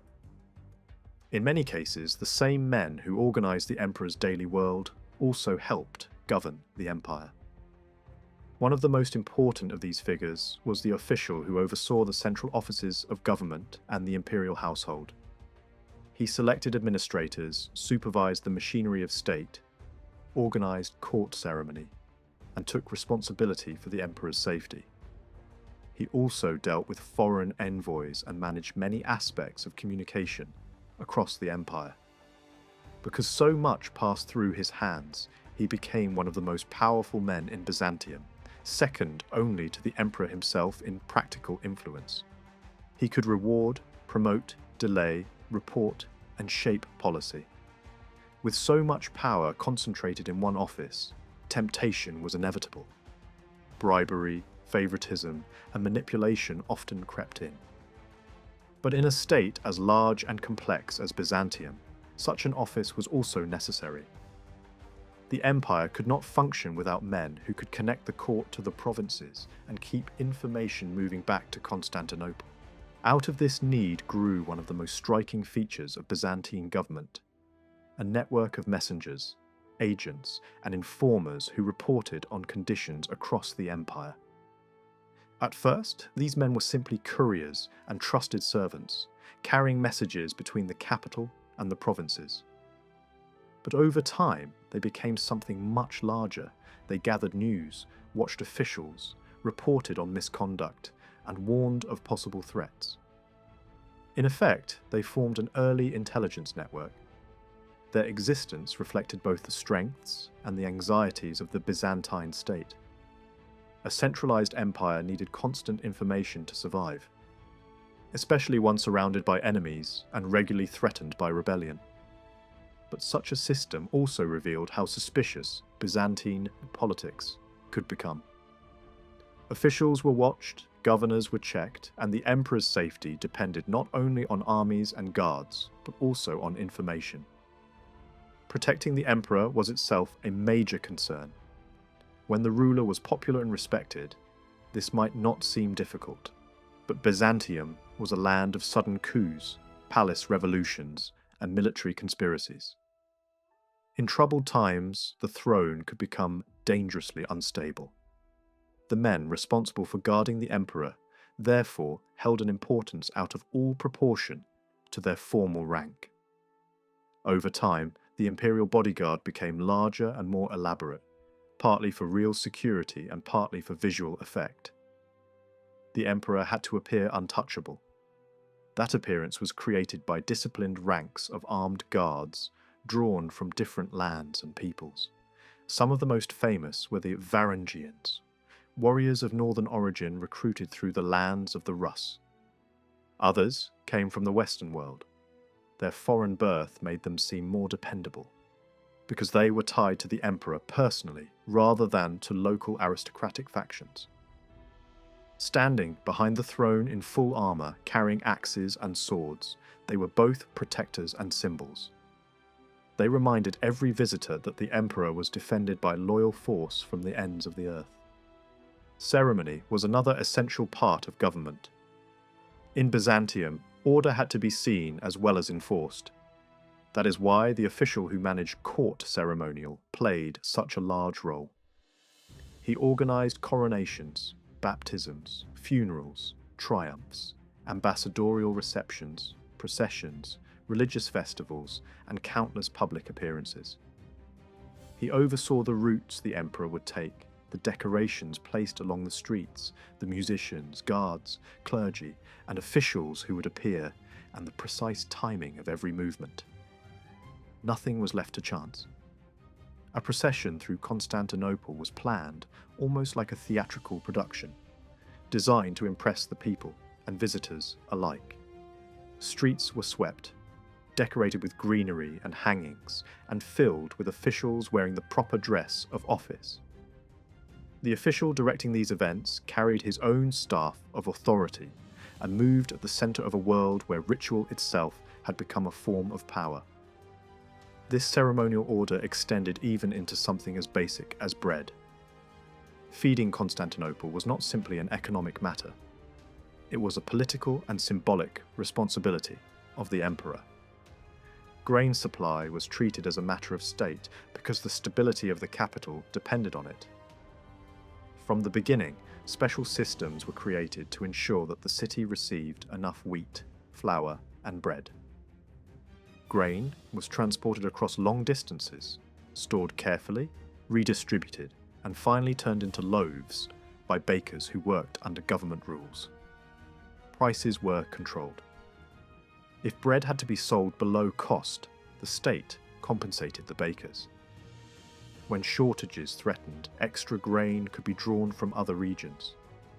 This was administration at its most practical, but it was also deeply political. A city fed was a city that remained governable. The annual distribution of free bread in Constantinople became one of the most striking examples of this connection between welfare, imperial duty, and public ceremony. On the anniversary of the city's foundation, food was distributed in the hippodrome in the emperor's presence, turning social support into a public celebration of the bond between ruler and people. Bread, cakes, fish, and vegetables were handed out to the needy with full ceremonial weight. Even when the empire lost control of former grain sources and economic hardship made these distributions harder to maintain, the custom did not disappear. It survived because it represented more than charity. It was a reminder that the emperor was expected to care for the people and that the greatness of Constantinople depended not only on walls and armies, but on the daily life of its inhabitants. Although the emperor ruled from the top, Byzantium also preserved older Roman institutions. Constantine had created a senate in Constantinople, just as Rome had one. Yet by this period, the Senate was no longer a body that truly governed. It advised, discussed, and occasionally drafted measures, but the emperor remained the decisive authority. Even so, the Senate still mattered. It gave prestige to the new capital and drew together members of the old aristocracy and the newer elite of officials. Over time, it became less purely Roman in character and more Byzantine, as local Greeks and imperial administrators entered its ranks. At certain moments, it could still play an important role, especially in times of succession crisis. When an emperor died unexpectedly and no clear successor had been established, the Senate could help legitimize the next ruler. In those moments, old institutions still carried weight. But the most important governing body after the emperor himself was the Imperial Council, a much smaller and more effective group. Unlike the larger Senate, this council dealt directly with real business. It was made up of leading officials chosen by the emperor and met in his presence. Because the emperor presided, those attending usually remained standing, a physical reminder of the hierarchy within which all discussion took place. The emperor could call on particular men for advice, information, or judgment, but the final direction remained his. Here we see the real shape of Byzantine government. Not broad debate among equals, but consultation under imperial authority. This did not mean that the emperor ruled alone in practice. He needed experts, ministers, generals, judges, and advisors. But all of them served within a system that revolved around one center. That system required intense effort from the ruler. Byzantine emperors spent long hours on business, hearing reports, signing documents, consulting officials, reviewing military matters, and responding to crises. The empire's administration was highly developed, but it was not impersonal. It depended on a sovereign who could hold its many threads together. This was one reason why the character of each emperor mattered so much. A capable ruler could keep the machinery functioning smoothly, preserve order, and project strength. An indecisive or weak emperor could quickly lose control, allowing factions, generals, or foreign enemies to exploit instability. The Byzantine state was therefore both sophisticated and fragile. It was sophisticated because it built one of the most organized administrative systems of the medieval world, with carefully ranked officials, regulated ceremonies, controlled supplies, active communication networks, and central decision-making. But it was fragile because so much depended on the emperor's personal authority. If that authority weakened, every institution around it felt the strain. The court, the guards, the ministers, the army, the Senate, and even the people all reacted to the changing strength of the throne. What makes Byzantium so fascinating is that it turned administration into something almost sacred. Government was not presented as a practical necessity alone. It was wrapped in hierarchy, ritual, and ideology. The emperor was not only a ruler, he was the visible source of order, justice, and protection. His ministers were not only officials, they were participants in a carefully arranged world of power. His processions were not merely ceremonial. They showed the people what the empire believed itself to be. Even the delivery of bread could become a public statement about the meaning of kingship.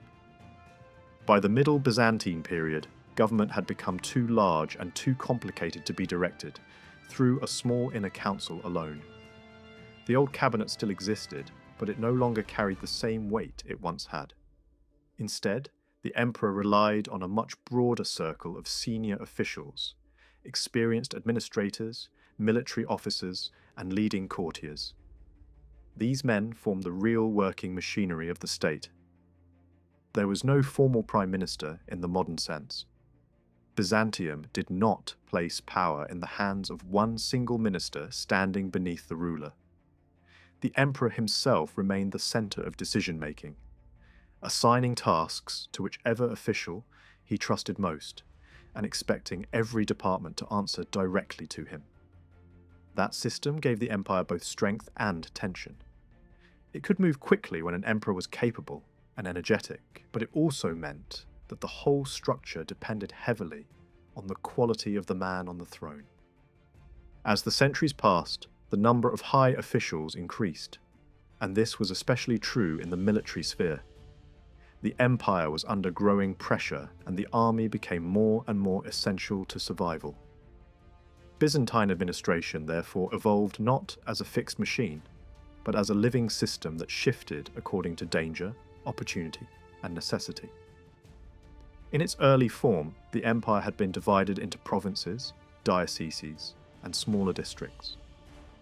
These large regions were grouped into major prefectures, ruled by powerful officials who exercised enormous authority over civil administration. They could appoint and dismiss governors, supervise taxation, and manage much of the practical life of the territories under their control.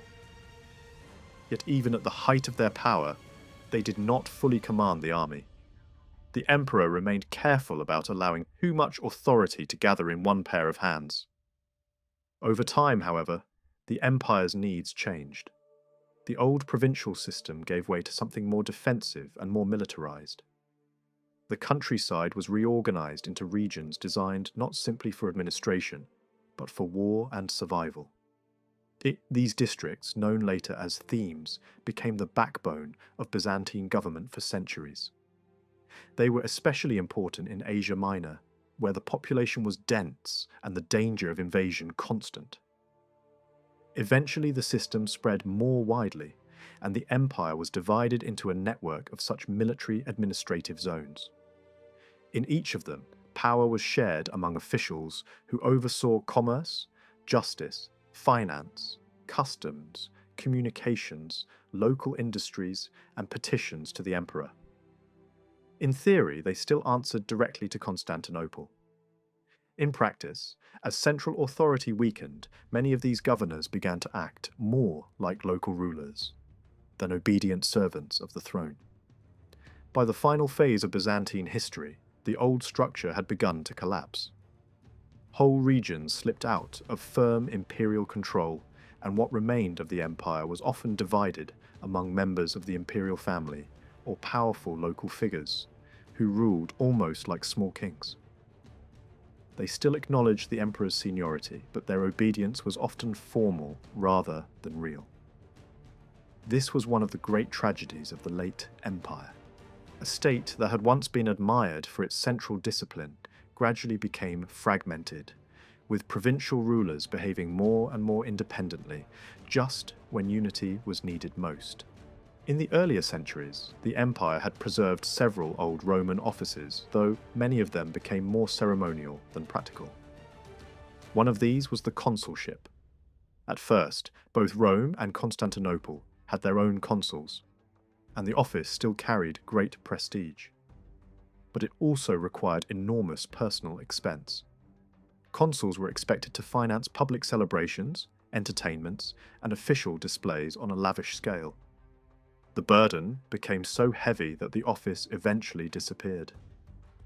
In its place, the city of Constantinople came to rely more heavily on another official whose importance inside the capital was second only to the emperor himself. This was the city prefect, known in Greek as the eparch. The eparch was, in many ways, the true master of daily life in Constantinople. He was the emperor's great civil representative inside the capital and was expected to keep the city functioning smoothly. His responsibilities were immense. He maintained public order, supervised the factions, oversaw guilds and commercial life, monitored markets, checked weights and measures, and helped guarantee the city's grain supply.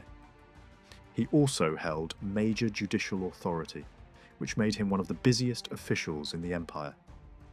The laws of Byzantium were not meant to remain abstract texts.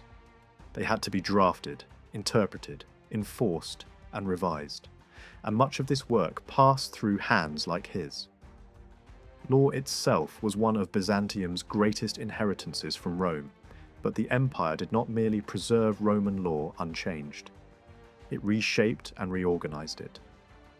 Emperors repeatedly tried to gather scattered edicts into clearer collections, reduce confusion, and make the law easier to apply. One early major effort came under Theodosius, whose legal compilation helped define the Eastern Empire's separate identity. Later, Justinian undertook the most ambitious legal project of all.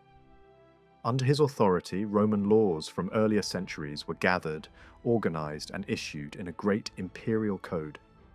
This was followed by further compilations and legal summaries, all designed to create a more rational and unified legal order. The result was one of Byzantium's most enduring achievements.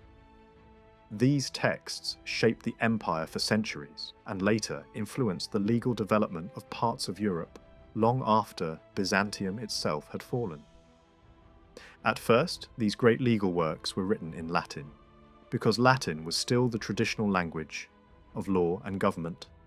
But daily life in the Eastern Empire was moving steadily toward Greek.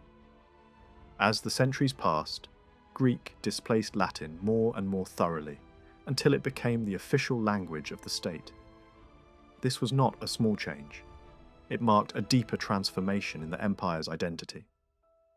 Byzantium still saw itself as Roman, but it was now unmistakably Eastern, Greek-speaking, and culturally distinct from the Western world that had once shared its heritage. Later, emperors continued to revise the law to fit changing conditions and changing moral expectations. Some reforms were inspired by Christianity, which softened certain parts of older Roman law even while preserving punishments that seem brutal to modern eyes. In some cases, mutilation replaced execution or crushing financial penalties. To us, this feels horrifying, but to Byzantine rulers it could appear more merciful than death. The empire was a world in which physical punishment remained normal, and its people had different assumptions about justice, mercy, and order than we do today. Even so, emperors continued trying to define more clearly the legal roles of the ruler, the church, and the state. These efforts reveal a society deeply concerned with structure and legitimacy, even when it struggled to live up to its own ideals. As the empire moved into its later centuries, however, legal institutions became increasingly troubled by corruption. Courts multiplied, reforms were attempted, special high judges were appointed, and yet the same problem returned again and again. Bribery, favoritism, and dishonest judgments eroded confidence in justice. Some emperors responded by creating new courts or appointing elite judges with exceptional authority, hoping to restore fairness. But by then, the empire itself was weakening, and even sincere reformers could only do so much. The law remained important, but the world around it was beginning to fray. Another powerful force inside Byzantine life was the system of factions. These were not merely sports clubs or crowd groupings. They were deeply rooted organizations with social, political, and even ideological significance. In the capital, the most famous were the Blues and the Greens. Though they had older origins, perhaps linked at first to sections of the city itself, by the height of Byzantine power, they had become something far more dangerous and influential.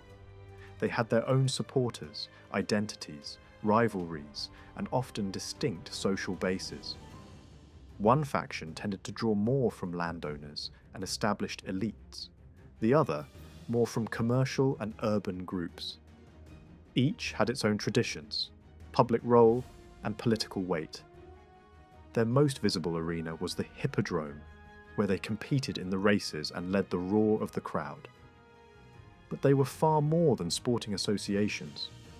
They lined imperial processions, took part in ceremonies, helped maintain the city walls, acted in policing roles, and in moments of unrest could even become armed political forces.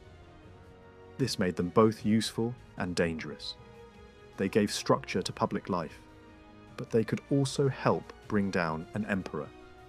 When popular anger merged with factional energy, Constantinople could explode. The most famous example came during the reign of Justinian, when a combination of political tension, factional unrest, and public resentment over taxation led to the great uprising later remembered for the cry of victory that gave it its name. What began as punishment for disorder quickly spiraled into one of the worst urban rebellions in Byzantine history. The prison doors were opened, fires spread across the city, major buildings were burned, and even the great cathedral was consumed in the chaos.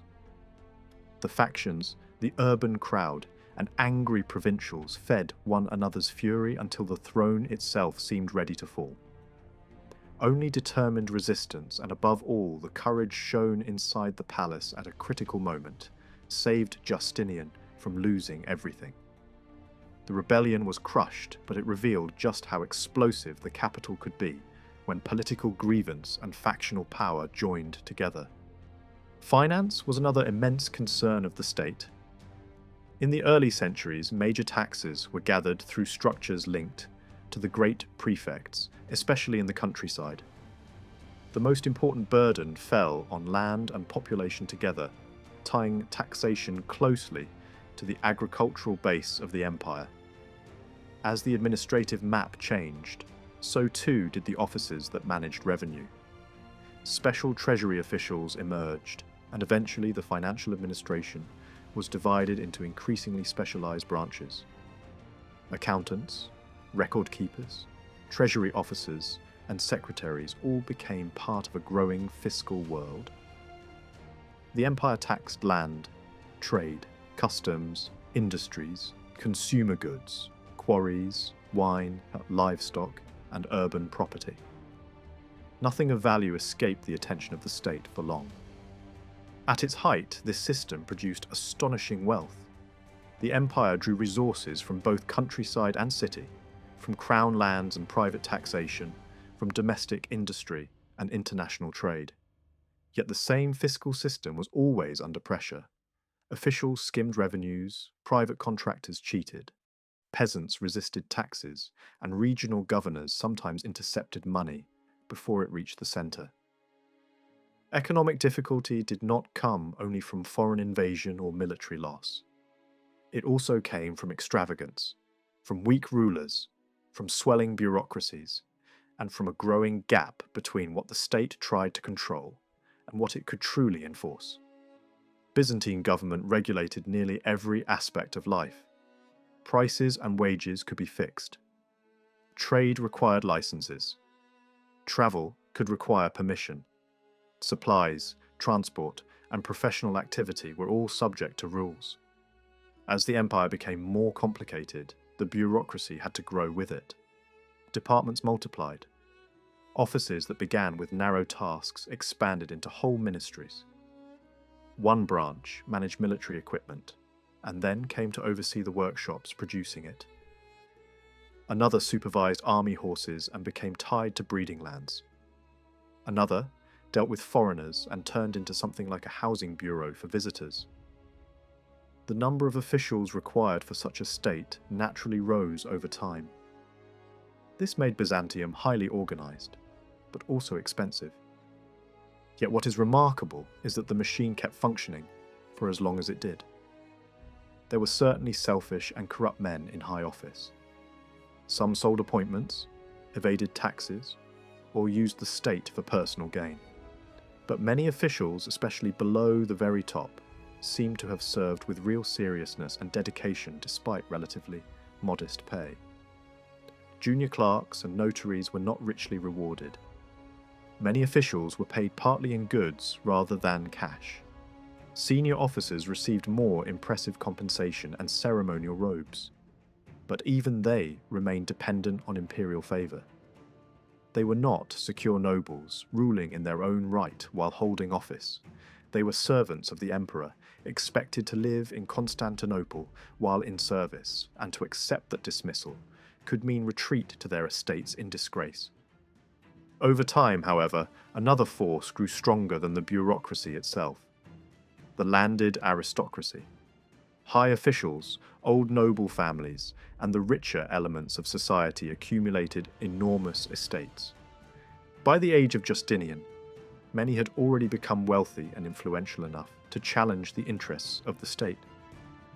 Emperors tried to curb them by limiting inheritance concentration and restraining the growth of huge landed fortunes. But these efforts had only partial success. Tax evasion, private influence, and the purchase of power continued. As wealth concentrated, social differences hardened. A society that had once placed relatively little emphasis on birth alone increasingly came to be dominated by great families who combined land, status, and office. In the centuries that followed, these aristocratic forces remained powerful, especially in civilian government. But from the 12th century onward, military realities increasingly changed the balance. As the empire came under greater threat, the armed services grew in influence, and the old civilian aristocracy could no longer dominate quite as it once had.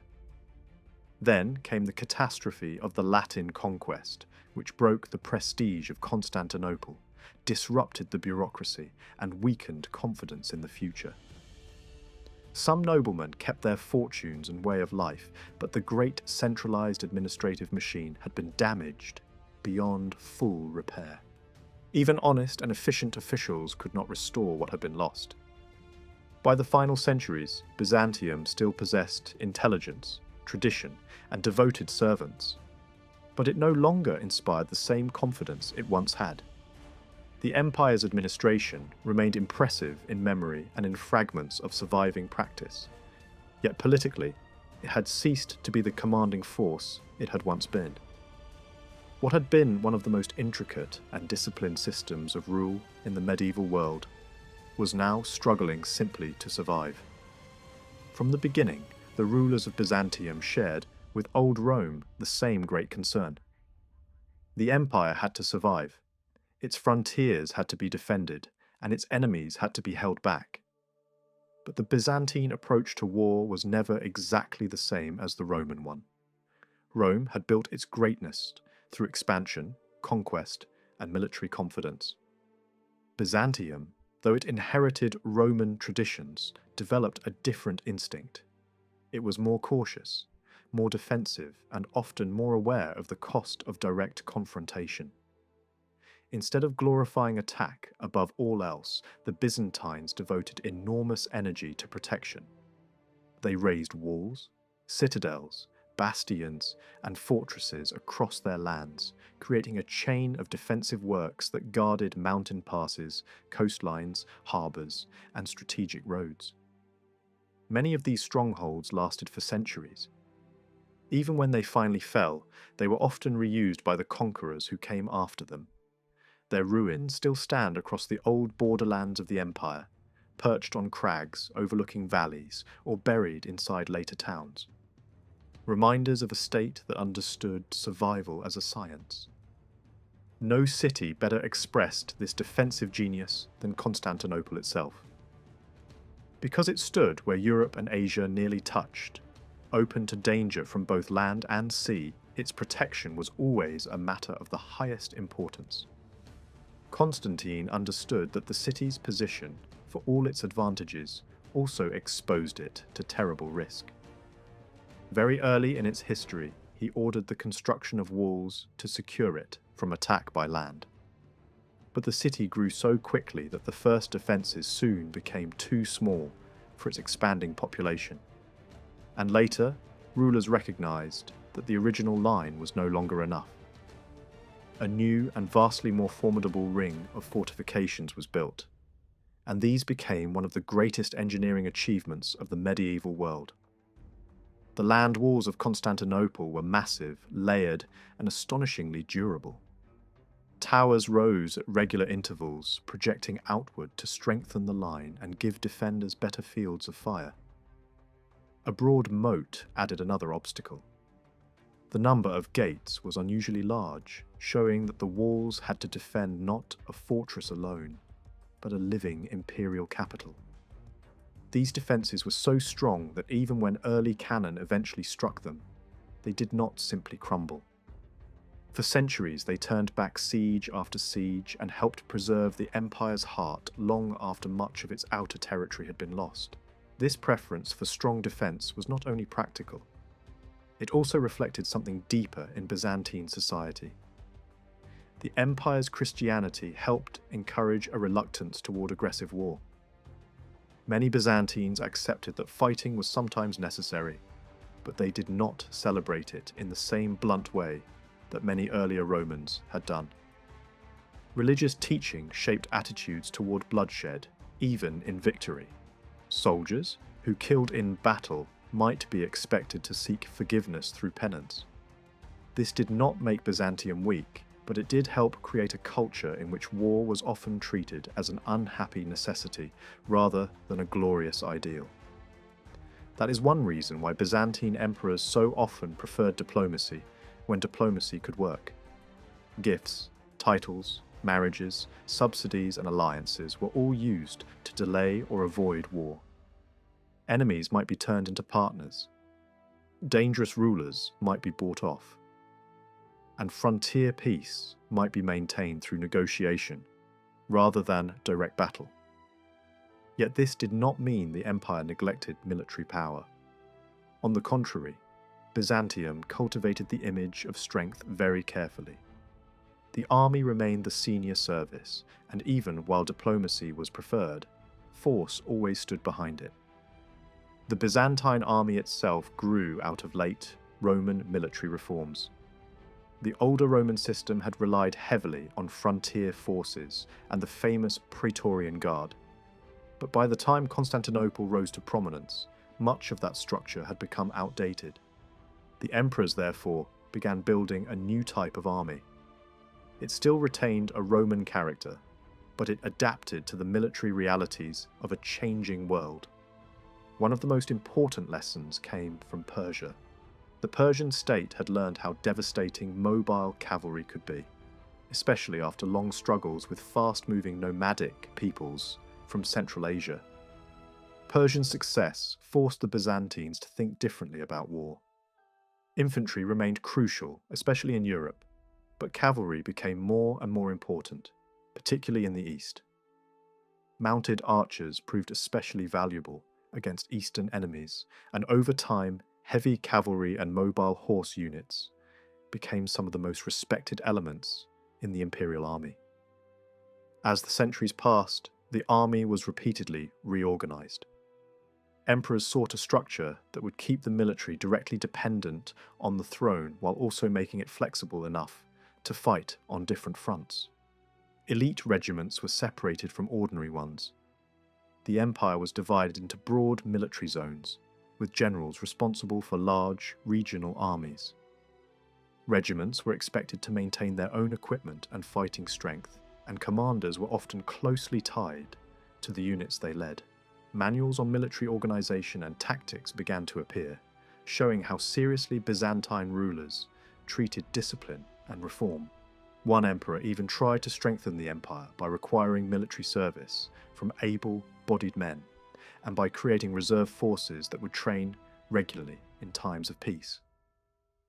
These efforts reveal a state that understood warfare not as chaos, but as something that could be managed, calculated, and prepared for through system and method.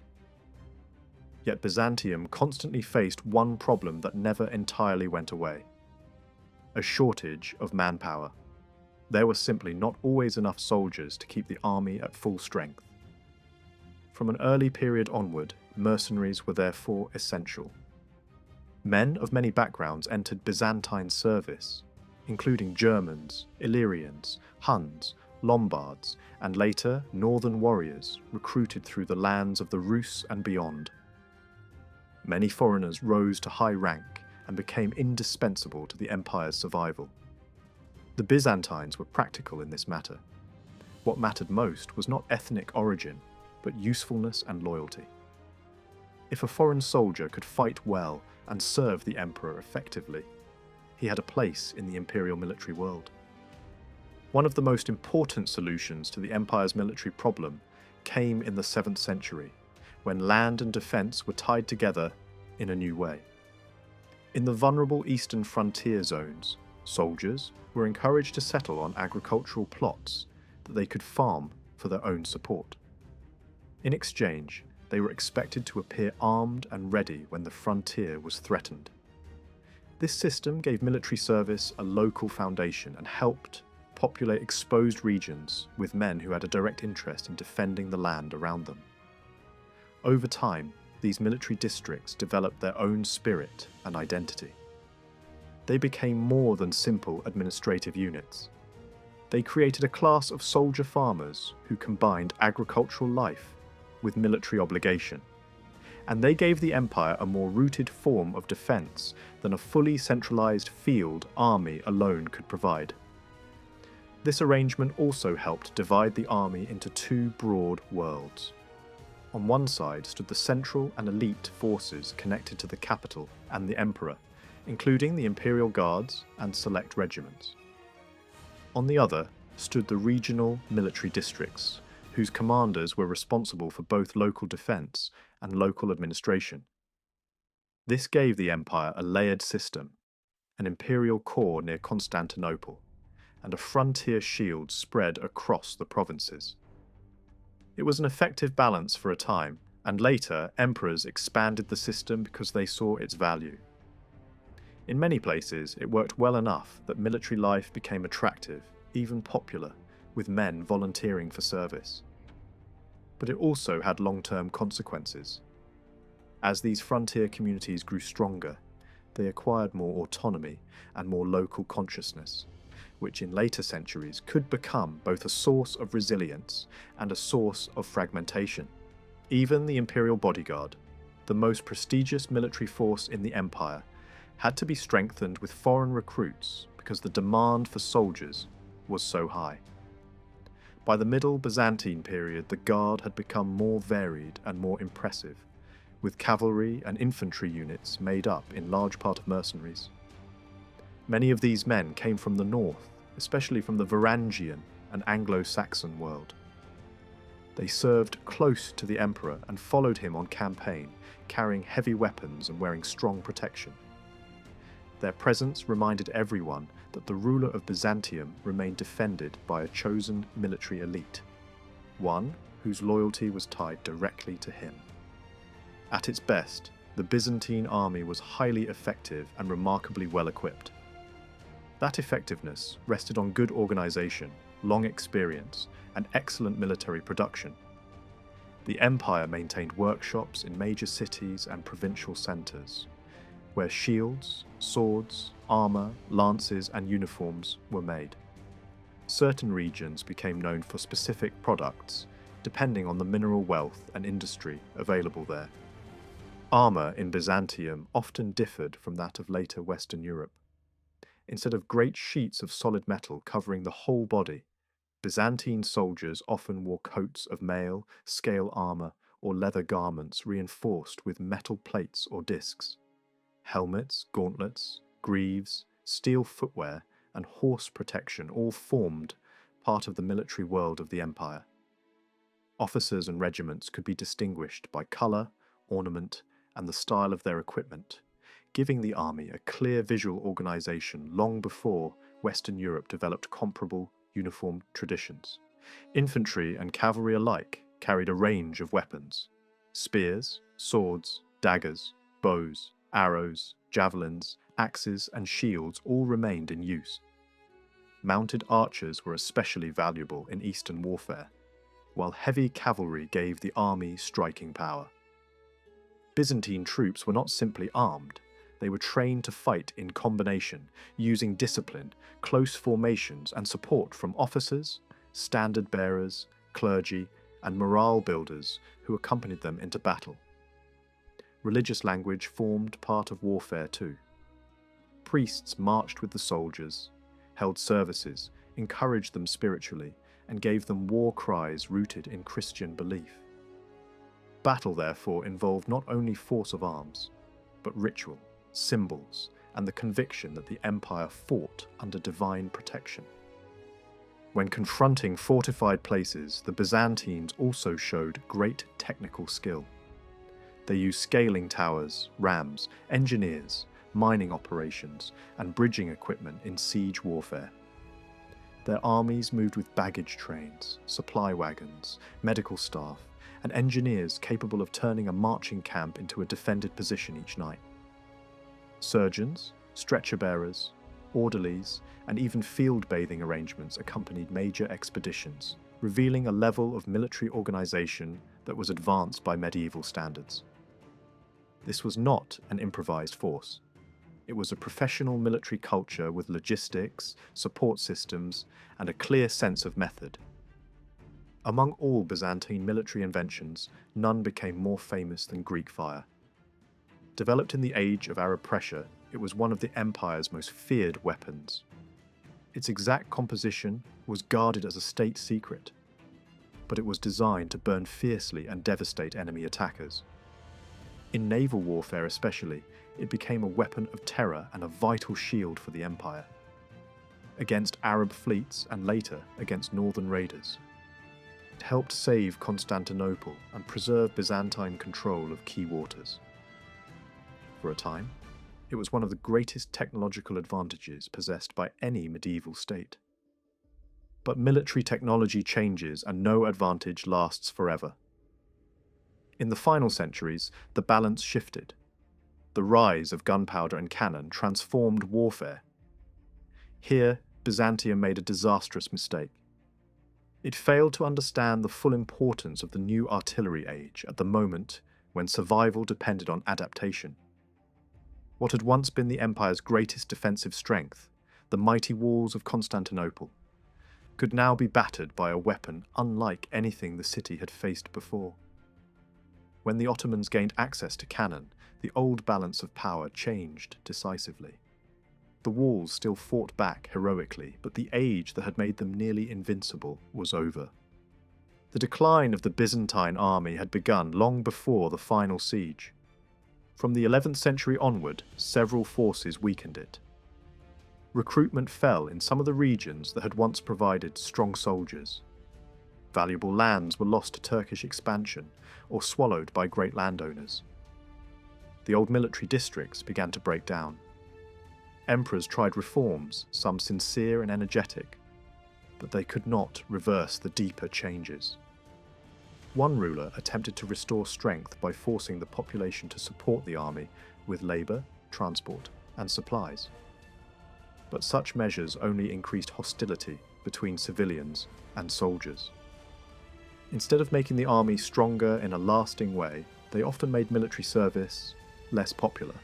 To attract officers and support troops, the state increasingly turned to land grants.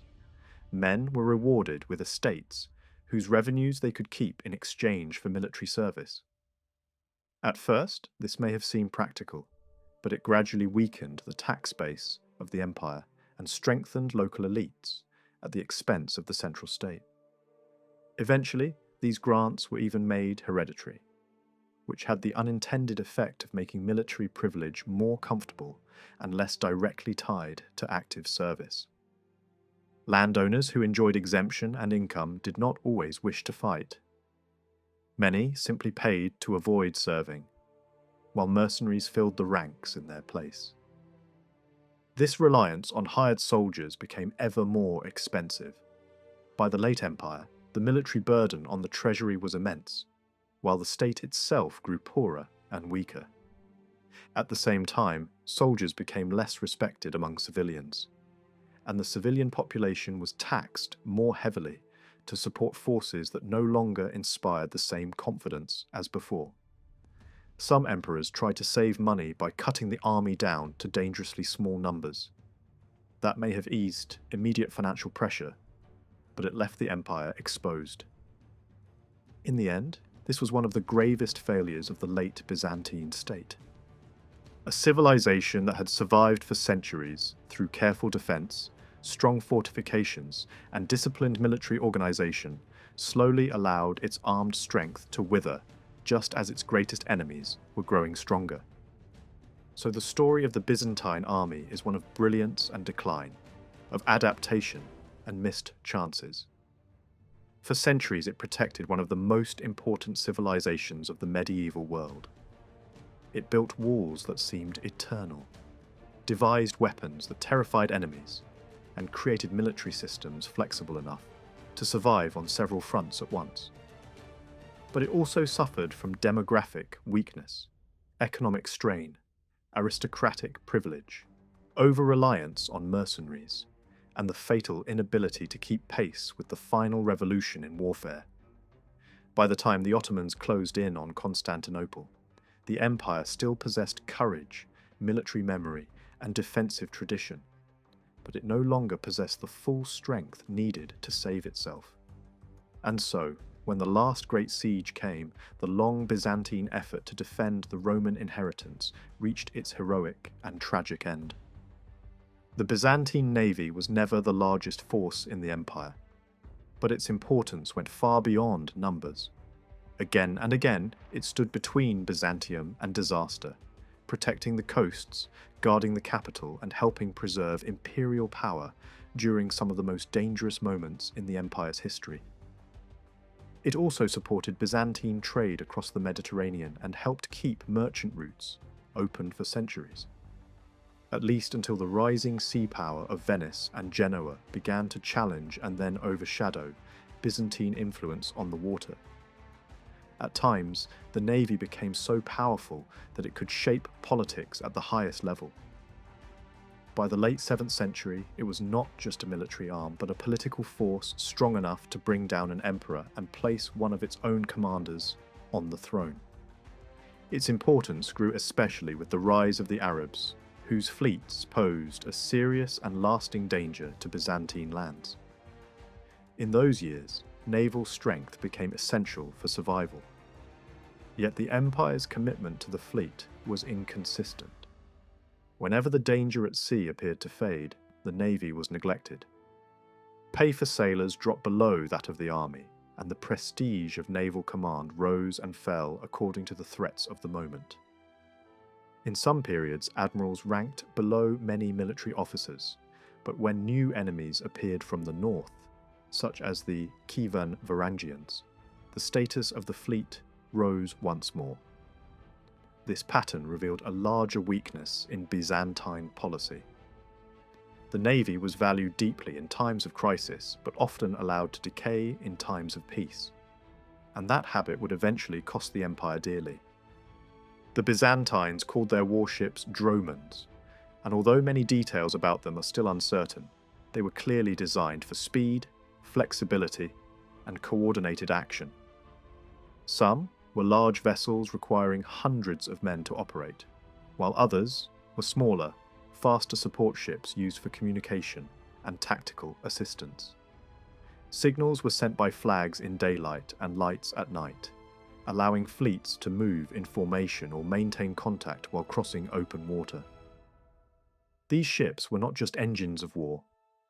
They were instruments of imperial survival, and in an empire built around coastlines, islands, straits, and maritime trade.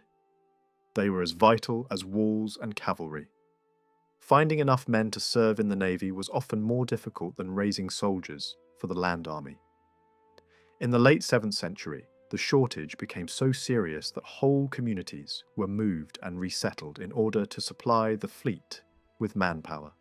Among them were the Mardayates, Christian people taken from northern Syria and relocated to regions such as the Peloponnese, Cephalonia, and Epirus.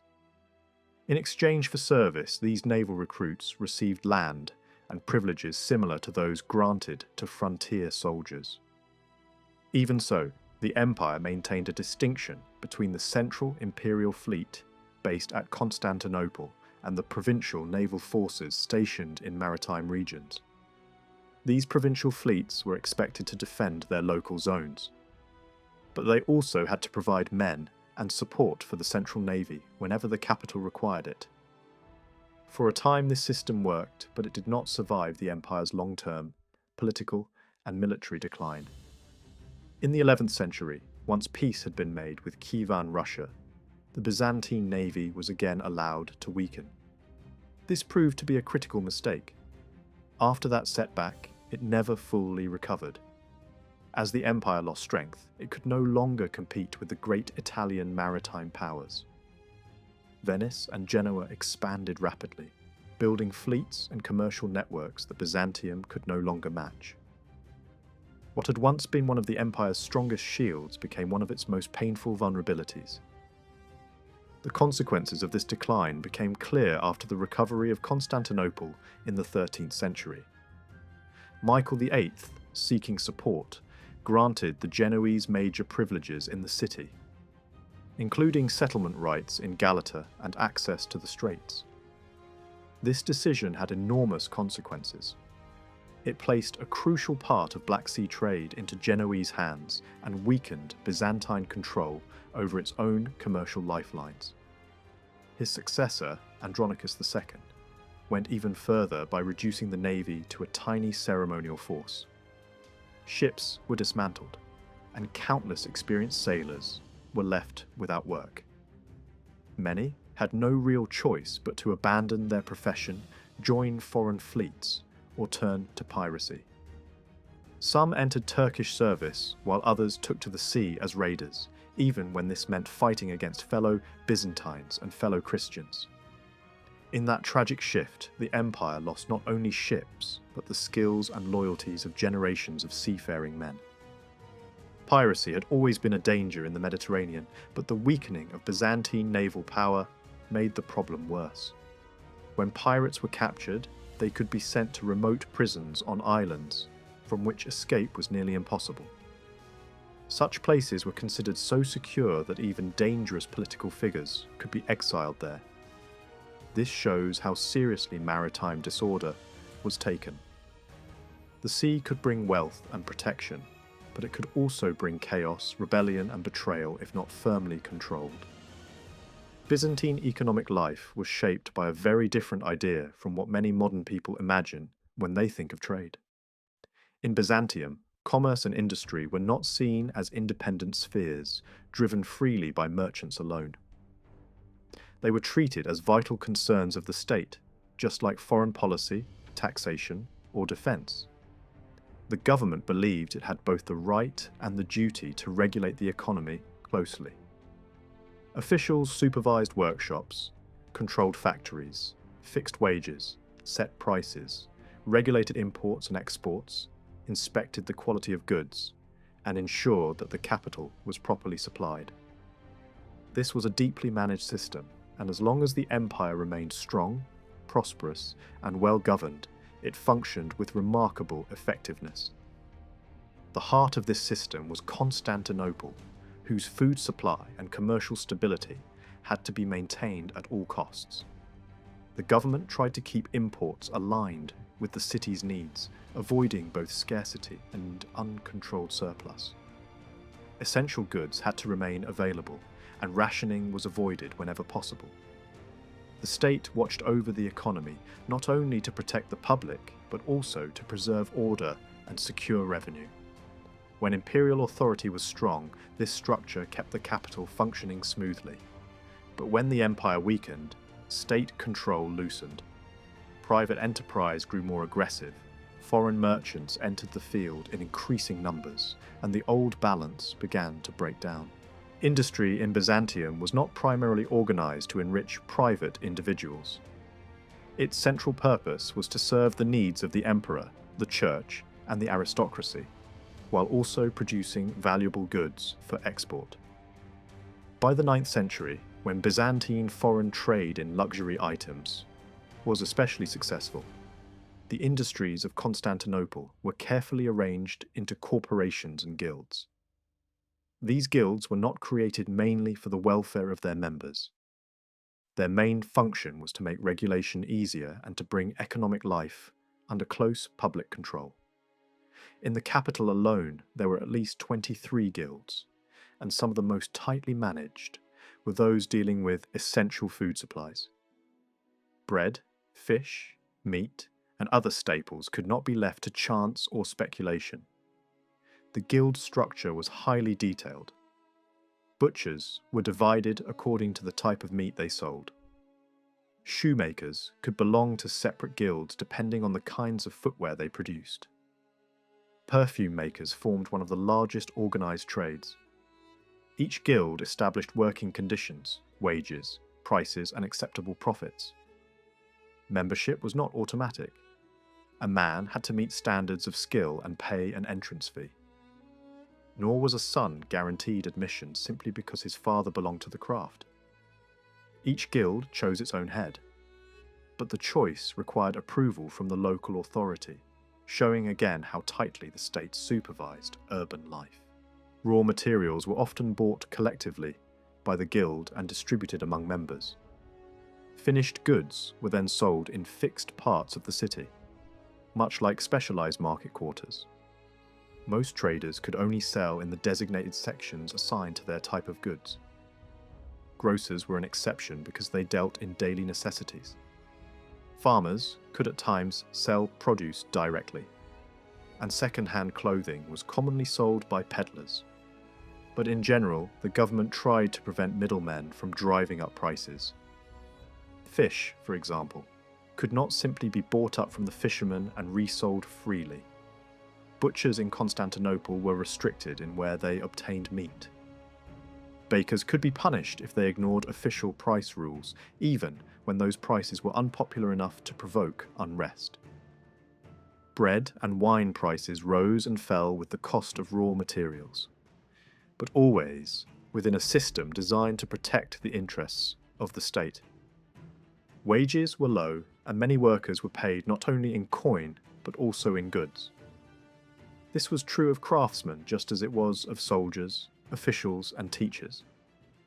Much production took place in small workshops or private homes, where entire families might work together. Apprentices began training early and often served under formal contracts. Masters were expected to teach them in return for payment or service, and breaking the agreement could bring fines. Archaeological evidence suggests that many workshops were very small, often with only a master and one or two assistants. Even so, this network of small-scale labour sustained a highly organised urban economy. Punishments for violating guild rules could be severe. A craftsman might face fines, expulsion, or even mutilation. Yet exclusion from a guild did not always mean total ruin. Some men continued their trade independently, working outside the formal structures whenever they could find employment. Monasteries offered opportunities, as did the private workshops of the wealthy. In these large estates and elite households, slave labour played a major role. Slaves worked in both luxury production and basic manufacture, and their labour helped increase output while keeping prices lower than they might otherwise have been. Slave labour was woven deeply into the Byzantine economy and was one of the hidden foundations of its material production. In the earlier centuries of Byzantine history, some of the most precious luxury items came from the East. Jewels arrived from India and Persia, and silk came from China. Eastern trade routes were long, expensive, and dangerous, but they carried goods that were considered worthy of state monopoly. The finest workshops, especially those producing silk and metalwork, were placed near the Great Palace in Constantinople. These were imperial workshops, and the guilds attached to them enjoyed high rank and special prestige. Their members had ceremonial duties and, in times of emergency, could also be called upon to help defend sections of the city walls. Their place in public processions and court ritual reflected the importance of their crafts to the image and wealth of the empire. Among these imperial industries, silk stood above all others. For centuries, silk had been one of the most desired substances in the known world. Before Byzantium learned how to produce it, the material had to be imported from the East at immense cost. It was so valuable that for a long time only members of the imperial family had the right to import and wear it. When surplus existed, it might be sold in limited quantities, but only under strict regulation. Silk was not merely a fabric, it was a symbol of power, luxury, and imperial distinction. Once silk production was established within the empire, it quickly became one of Byzantium's greatest industries. At first, the cocoons came mainly from regions near the Caspian and Black Seas, and were then transported for spinning and weaving in centres such as Egypt, Syria, and Constantinople. Later, the capital itself became a major production centre, especially after looms were established in palace workshops. Provincial production existed as well, but imperial rulers often preferred to centralize control in Constantinople, where regulation was easier. Cloth made in the most important workshops had identifying marks woven into it, linking it directly to imperial authority or to the official responsible for overseeing luxury production. These fabrics could not simply be exported. They were watched, recorded, and distributed under close supervision. The silk industry was divided into multiple specialized trades. Some merchants handled raw imported silk.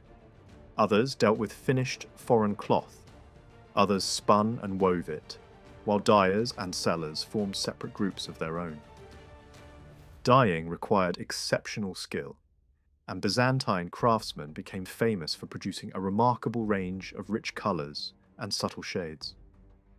As supplies increased, silk sales became even more important because payment had to be made in gold, helping keep precious coinage inside the empire.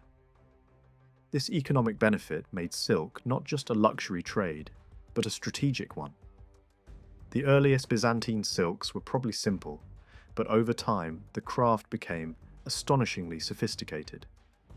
By the 9th century, Byzantine silk workshops were producing fabrics of extraordinary beauty with complex patterns, woven images, metallic threads, brocades, and brilliant decorative effects. These silks were admired across the world. Western rulers and nobles longed to possess them, but the empire guarded them carefully. The finest cloth was not meant for export.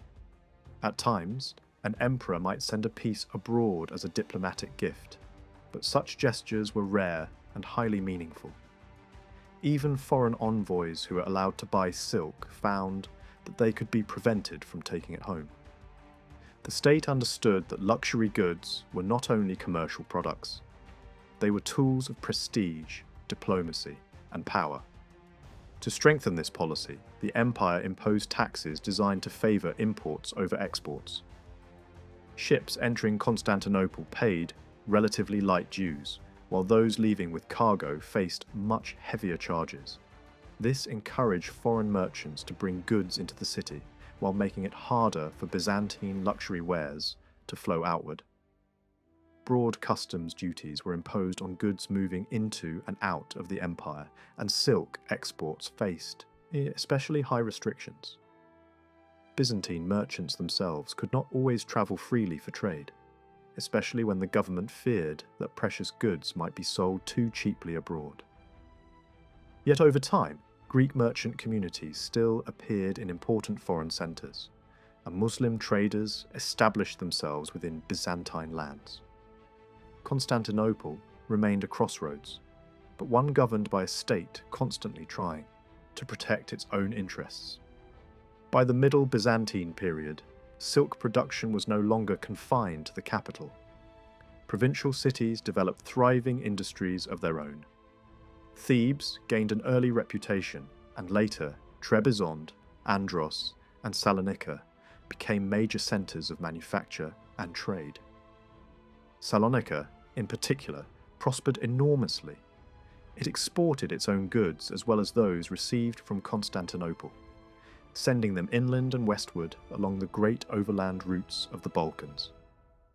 Merchants from many lands gathered there, and its annual fair became one of the great commercial events of the region.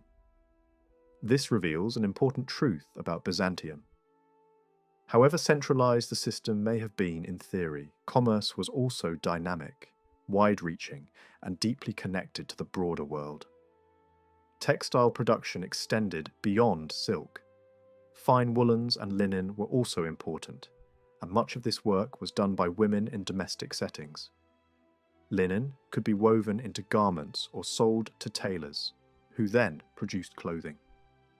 Embroidery was another highly prized art. Originally associated more strongly with Syria, it became one of the great crafts of Constantinople. The embroiderers of the capital produced work of such quality that they were called upon for prestigious commissions, including textiles intended for the empire's greatest churches. In these works, religious imagery, precious materials, and technical brilliance were combined into objects meant to inspire both devotion and wonder. Metalwork and jewellery stood alongside textiles as pillars of Byzantine craftsmanship. In the early period, Antioch was famous for producing exquisite jewels and luxury metal objects, but Constantinople soon surpassed it. Silver and gold work was centred in the imperial workshops, where vessels, ornaments, gifts, regalia, and ceremonial objects were made for the court and the church. Some of these pieces remained within the palace. Others were used in diplomacy, given as gifts, or employed to impress foreign rulers and allies. Like silk, metalwork served economic, political, and symbolic purposes at the same time. The men who worked precious metals had responsibilities beyond artistic production. They could also be involved in testing and stamping silver coins and metal bars paid in taxes. Money, credit, and precious materials were tightly regulated. Lending money was viewed with suspicion, yet it remained necessary, so the state attempted to limit interest rates. Goldsmiths often acted as lenders, while the government tried to maintain control over currency exchange and financial transactions. A sophisticated system for transferring funds between towns existed in Byzantium long before such mechanisms became common in Western Europe. Whether this system was developed mainly by state institutions or by those who worked in precious metals, it shows again how advanced Byzantine economic administration could be. Craft specialization in metalwork was highly developed. Goldsmiths, silversmiths, enamelers, wire makers, and granule makers all had distinct areas of labour. Some artisans focused only on court insignia or church vessels. Others worked in bronze, copper or lead. They produced doors, decorations, reliquaries, crosses, gospel covers, horse fittings, household equipment, and countless practical objects needed for daily life. The most skilled among them made magnificent ceremonial pieces, but even ordinary blacksmiths and metalworkers were essential to the functioning of Byzantine society. They forged tools, locks, keys, nails, railings, lamps, and chandeliers for homes, churches, workshops, and public buildings. In this way, Byzantine metalwork ranged from the sacred and imperial to the practical and everyday. Byzantium's world of craftsmen was far more advanced and inventive than many people imagine. Metalworkers did not only forge practical tools and household goods, they also produced the chains and anchors needed by the empire's large shipping network, helping sustain both war fleets and merchant traffic across the seas. The most talented among them went even further, creating complex mechanical devices that amazed anyone who saw them. By the 9th century, elaborate automata had become fashionable at court. This interest in mechanical wonder was encouraged by the empire's growing contact with the Islamic world, especially during the reign of Emperor Theophilus, who admired Arabic culture deeply and embraced many Eastern artistic influences. His fascination was so strong that he even built a chamber for himself in a Persian style and decorated it with Eastern ornamental forms. Yet, while outside influence certainly mattered, these marvels were not simply borrowed curiosities. Byzantine craftsmen themselves played a major role in imagining and building them. The imperial workshops became famous for these creations. Jewelers and metalworkers working for the palace produced ingenious devices designed to impress visitors and glorify the emperor. One of the most remarkable early inventions was a silver tree whose branches held metal birds that appeared to sing. This was not just a decorative object. It was part of a court culture that used spectacle, sound, movement, and precious materials to create an atmosphere of controlled wonder around imperial power. Sadly, some of these masterpieces did not survive. The silver tree was eventually melted down when an emperor needed silver for other purposes. Even so, the tradition of mechanical display continued and reached an extraordinary level in the imperial throne room. By the 10th century, the throne in the Magnora Palace had become one of the most astonishing symbols of Byzantine ceremonial life.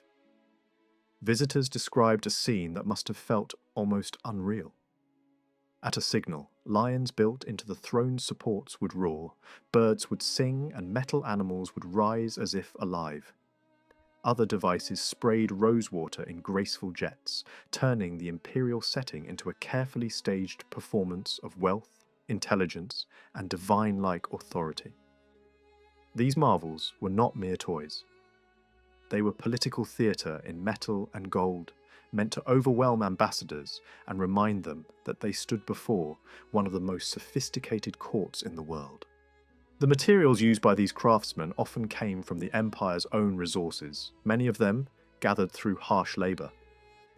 Mines and quarries were owned by the state, and convicts worked there to extract the metals and stone needed for building, sculpture, and luxury production.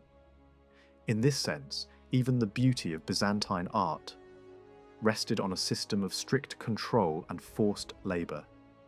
The empire's economy was deeply organised from above, and nowhere is that clearer than in its monetary system, which became one of the strongest foundations of Byzantine power. The prosperity of Byzantium depended heavily on the strength and stability of its currency. One of the most important turning points came when Constantine the Great replaced the empire's less reliable silver-based system with a gold coin whose value was tied directly to weight. This coin, first known as the solidus and later as the nomisma, became one of the most respected currencies in the medieval world. Its reputation rested on consistency. Its weight was fixed with great care, and for centuries it inspired confidence both inside and outside the empire. In a world where uncertainty often ruined trade, Byzantium offered a gold standard that merchants could trust. Large payments were sometimes calculated in groups of gold coins, but in practice, many transactions came to depend on weighing the coins, rather than merely counting them. This was partly because pieces were sometimes clipped to make exact payments. Over time, this habit encouraged people to treat gold as measured value rather than fixed numerical currency alone. The emperors also tried hard to prevent too much gold from leaving the empire. Foreign traders could not always pay for Byzantine goods in low-value coinage, and the state preferred gold to remain inside imperial circulation whenever possible.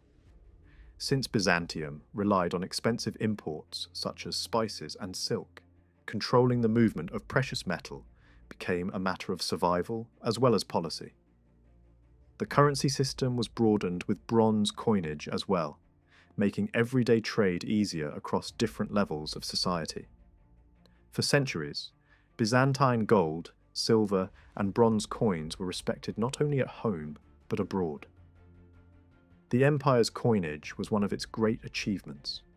Even when powerful enemies attempted to weaken Byzantine commerce by taking control of eastern trade routes, the empire often found ways to resist. Naval power, trade blockades, and alternative routes helped preserve the strength of the gold coin for generations. Although the currency eventually suffered decline and debasement, especially in the later centuries, its long life remains extraordinary. Very few civilizations in history can claim a coinage that held international prestige for nearly 1,000 years. The appearance of Byzantine coins also tells a story about the empire's changing identity. In the earlier centuries, the coins still looked very Roman. They showed emperors in a style inherited from the old imperial world, and their inscriptions were in Latin. Over time, however, the language and the imagery changed. Greek became more prominent, Christian symbols grew more visible, and the portraits themselves took on a distinctly Byzantine character. One emperor placed the crucifixion on his coins. Another showed Christ himself. During the age of iconoclasm, such sacred images disappeared, reflecting the fierce religious struggles of the time. But once iconoclasm ended, holy figures returned to the coinage with new force. Christ, the Virgin, saints, and emperors appeared enthroned or standing side by side, turning even money into a statement of sacred kingship and divine order. Coin production was tightly controlled as an imperial monopoly. Gold coinage was usually struck in Constantinople. Although during periods of crisis and division, other centres also produced money. Silver mints once operated across several cities, but this wider practice narrowed over time as the imperial centre drew more authority into its own hands. This pattern matched the wider Byzantine tendency to combine economic organisation with political control. Trade with the East remained one of the great engines of the Byzantine economy. Eastern commerce brought not only luxuries such as spices, ivory, jewels, and silk, but also practical necessities that fed urban markets and supported elite consumption. Spices were especially desired. They did not merely flavour food, they helped preserve dignity and pleasure in a world where fresh supplies were not always guaranteed. Ivory was equally valued because it allowed master craftsmen to create caskets, book covers, church panels, furniture, and richly carved decorative pieces. India held a special place in Byzantine imagination because it supplied some of these precious goods and represented a distant land of wealth, rarity, and artistic fascination. Its cultural prestige was strong enough to influence court taste and artistic imagery. Constantinople itself drew in many foreign artisans, especially Persians and Arabs. Some came as specialists, others as ordinary craftsmen seeking opportunity in the empire's greatest city. Their presence helped make the capital one of the most diverse artistic centres of the medieval world. Through these contacts, Byzantine society absorbed techniques, materials, and decorative ideas from far beyond its borders. Even the making of paper may have spread through such Eastern connections, though the most refined paper used by the imperial administration continued to be imported from Baghdad. In architecture too, Eastern influence made itself felt, especially in later centuries when glazed ceramic vessels were inserted into church facades and building surfaces as decorative elements. The building trades employed enormous numbers of people and consumed huge quantities of raw material. Workers in stone, marble, wood, and bone all played their part. Bone and stone workers could produce luxury goods as well as practical items, while carpenters made bowls, spoons, furniture, and countless other objects needed for everyday life. Their tools were simple but effective, and the quality of the finished work could be remarkable. Rope making, net weaving, and basket production also provided employment for many. Soap making mattered too. But candle production was especially important. Candles were needed not only for homes and workshops, but for religious ceremonies, processions, icons, and altars. In a Christian empire where ritual shaped daily life, the candle industry was essential both practically and spiritually. Even so, some of the largest and most important guilds belonged to potters and leatherworkers. Pottery was everywhere in Byzantine life. It served the kitchen, the market, the table, the storage room, and the church. Much coarse pottery was made in rural areas by villagers, but skilled potters in larger centres produced fine wares of striking beauty. Though the archaeological evidence is still incomplete, the quality of surviving pieces leaves little doubt that major urban centres such as Constantinople, Salonika, and Nicomedia were important places of production. Pottery took many forms, from humble bowls and jars to more refined dishes and decorative plaques used in architecture. Some ceramic plaques were made almost like painted tiles and may have served as icons, mouldings, or framing devices in religious and domestic settings. Byzantine pottery ranged from crude utilitarian vessels to highly artistic works. Large jars held oil or wine, sieves and dishes served kitchen needs, and cups and bowls filled homes of every class. Some even included ingenious heating stands for keeping food warm. This wide range of production reminds us that Byzantine craftsmanship was not limited to court luxury. It extended through every level of society, shaping daily life from the palace to the village. As the empire developed, Constantinople rose above the older cities as its main commercial and industrial centre. Alexandria and Antioch had once dominated the trade of the Eastern Mediterranean, but Constantinople's location gave it advantages they could not match. Even after the loss of many older territories, the capital remained the key meeting point between Europe and the East. By the late 7th century, nearly all Eastern trade passing into Europe moved through Constantinople. Ships carrying goods from or to the east had to unload there, even if the city was only a stop on a longer journey. Customs inspections were strict and dues were high. Officials monitored the ports closely and special agents were employed to track down smugglers. Trade brought enormous wealth, but the empire was determined to supervise it at every step. The people who handled much of this commerce changed over time. Syrians had once played a major role in transit trade. But after the Arab conquests, many of these networks shifted, and Jewish merchants became especially important.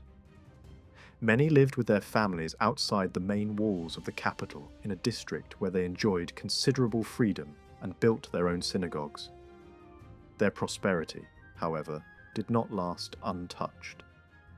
As the Muslim powers of North Africa and the Eastern Mediterranean grew stronger, the balance of trade changed again.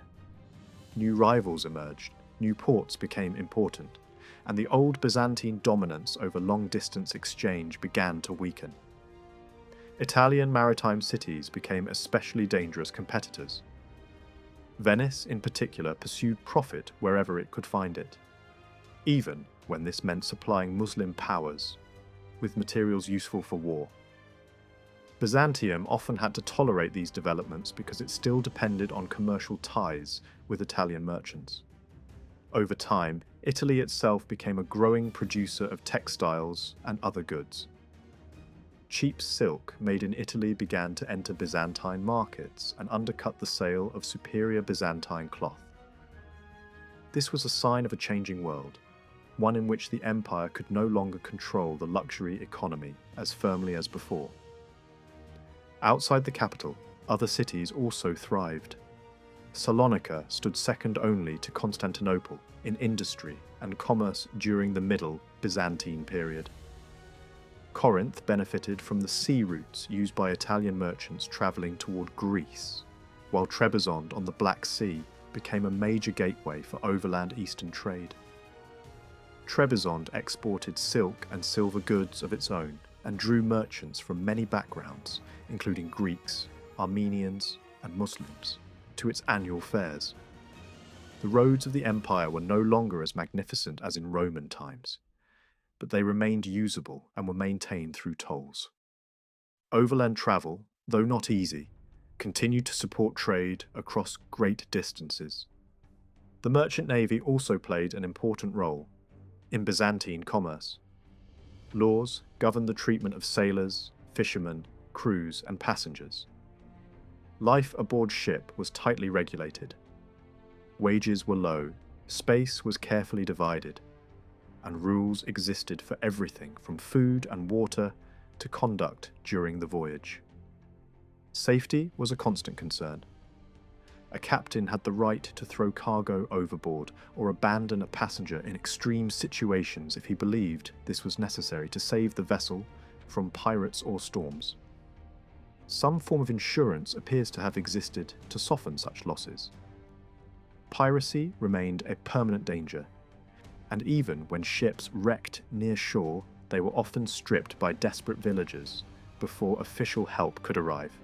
Merchant ships were not always owned by wealthy traders. In many cases, the sailors themselves held shares in the vessels they crewed.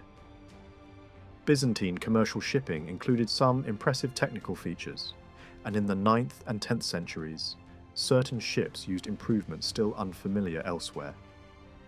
Yet by that point, much of the carrying trade had already passed into foreign hands. Each people increasingly transported its own goods, and the Italians in particular gained valuable footholds in Constantinople through their landing stations and trading privileges. Russian trade with Byzantium expanded on a large scale from the 10th century onward. Russian merchants reached Constantinople by several routes, but many came down the river systems and crossed the Black Sea. They brought fish, leather, honey, wax, caviar, and other northern products. In return, they bought horses, pepper, silk, wine, glass, metalwork, and later church furnishings after the conversion of their lands to Christianity. Because Russian attacks on Constantinople had once posed a real danger, the empire imposed unusually strict controls on them. Even when treaties granted them special privileges, their movements in the capital were supervised carefully. Their time in the city was limited. They had to reside in assigned quarters, they could not move about armed, and they were accompanied by imperial officials. This mixture of hospitality and suspicion captures Byzantine policy perfectly. Trade was welcome, but never without surveillance. Other foreign merchants were not always treated with the same caution. By the 11th century, vast numbers of foreigners, especially Italians, lived in Constantinople. Muslim traders were permitted to practice their religion in their own mosques, and commercial life in the capital became increasingly international. Yet the Italians won the greatest advantages of all, especially the Genoese.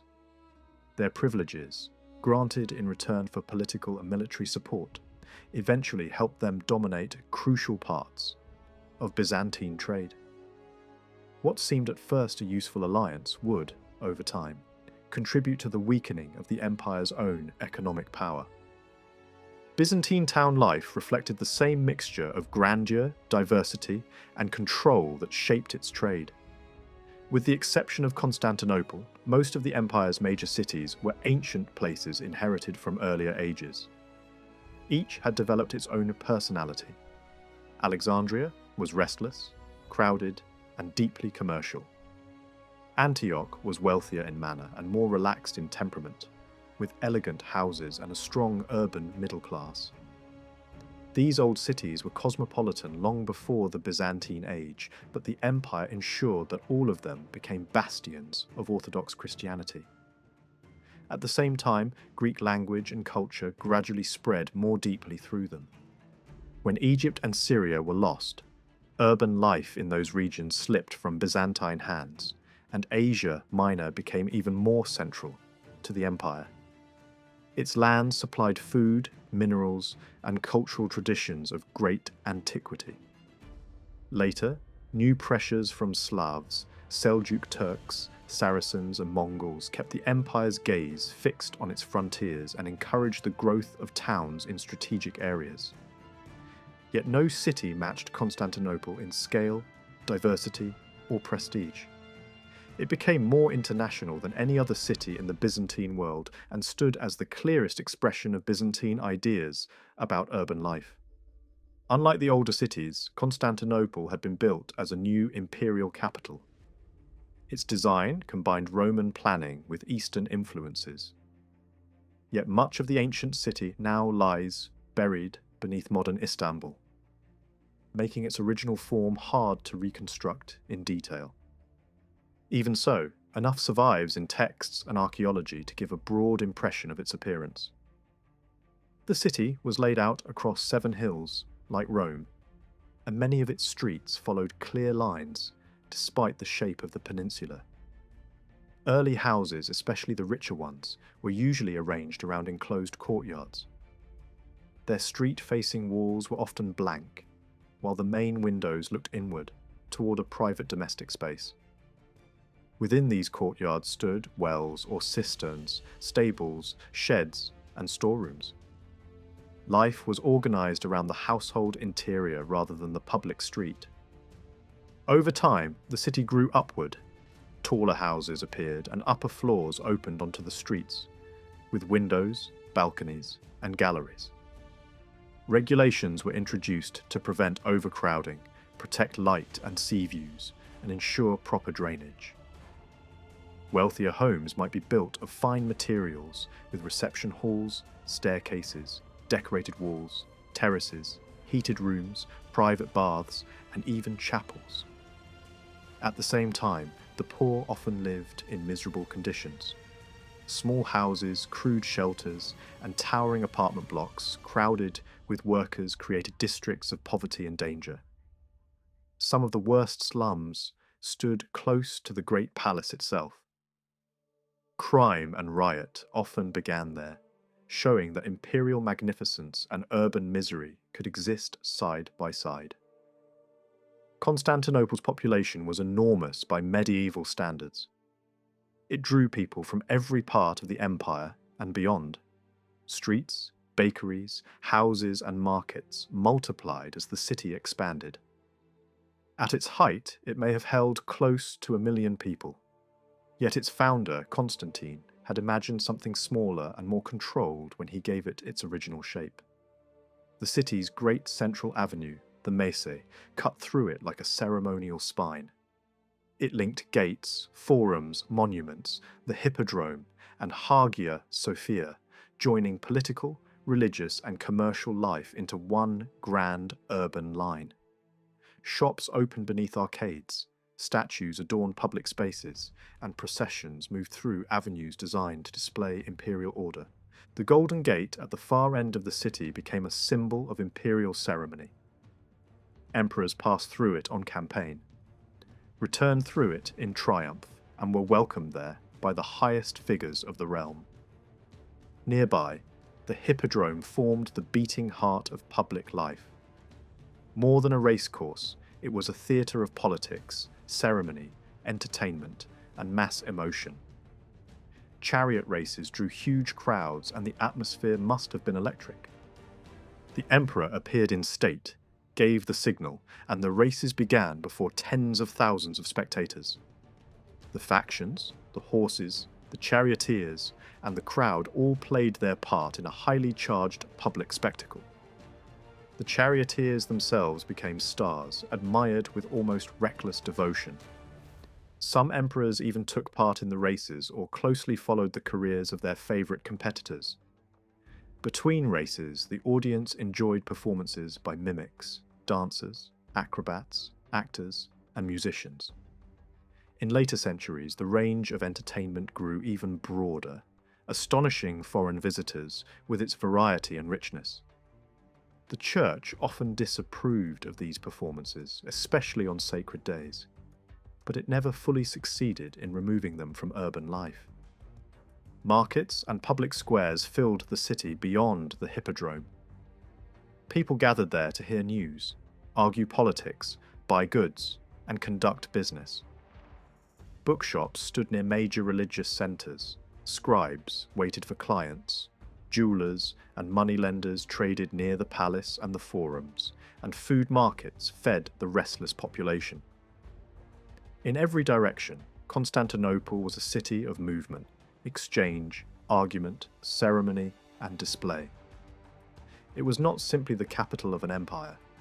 It was a living world in which artisans, merchants, sailors, priests, nobles, foreigners, and the poor all shaped the rhythm of daily life. Constantinople was not only a city of grand palaces and imperial ceremonies. It was a living, breathing marketplace where energy never seemed to fade. Shops lined the streets in great numbers, yet they were only part of the story. Street vendors filled every corner, carrying goods through the crowds and calling out to potential buyers. Some sold luxurious items like gold thread embroidery, while others offered everyday necessities such as shoes, textiles, or fermented mare's milk. Mixed among them were wandering astrologers, fortune tellers, and magicians, adding a sense of mystery and curiosity to daily life. The streets themselves were constantly in motion, crowded with carriages that rolled noisily over stone roads. Some were richly decorated, even fitted with golden wheels, yet they lacked suspension and must have shaken their passengers with every turn and bump. Noblewomen moved through this chaos either in these carriages or carried in litters, always accompanied by eunuchs, who cleared a path through the crowd. Aristocrats rode fine white horses, often of Eastern origin, their saddles embroidered with gold, while servants walked beside them, pushing people aside to make way. Amid this constant movement and noise, the city also offered moments of calm. Public gardens were scattered across Constantinople, providing a rare escape from the crowded streets. These green spaces were deeply valued, and the Byzantine love of nature is visible in the floral designs that appear again and again in their art. Even within the Great Palace, traces of this passion have been found, where a mosaic floor once held a section deliberately filled with rich soil, almost certainly intended for a garden. Emperors themselves shared this fascination. Theophilus created elaborate gardens beside his polo grounds, blending Eastern inspiration with imperial display. Later, Constantine IX designed a park filled with fruit trees and even built a hidden pond at its centre.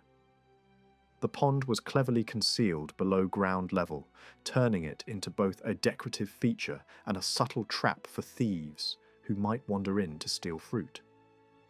Nearby, he constructed a pleasure pavilion where he could sit and enjoy the quiet beauty of his creation.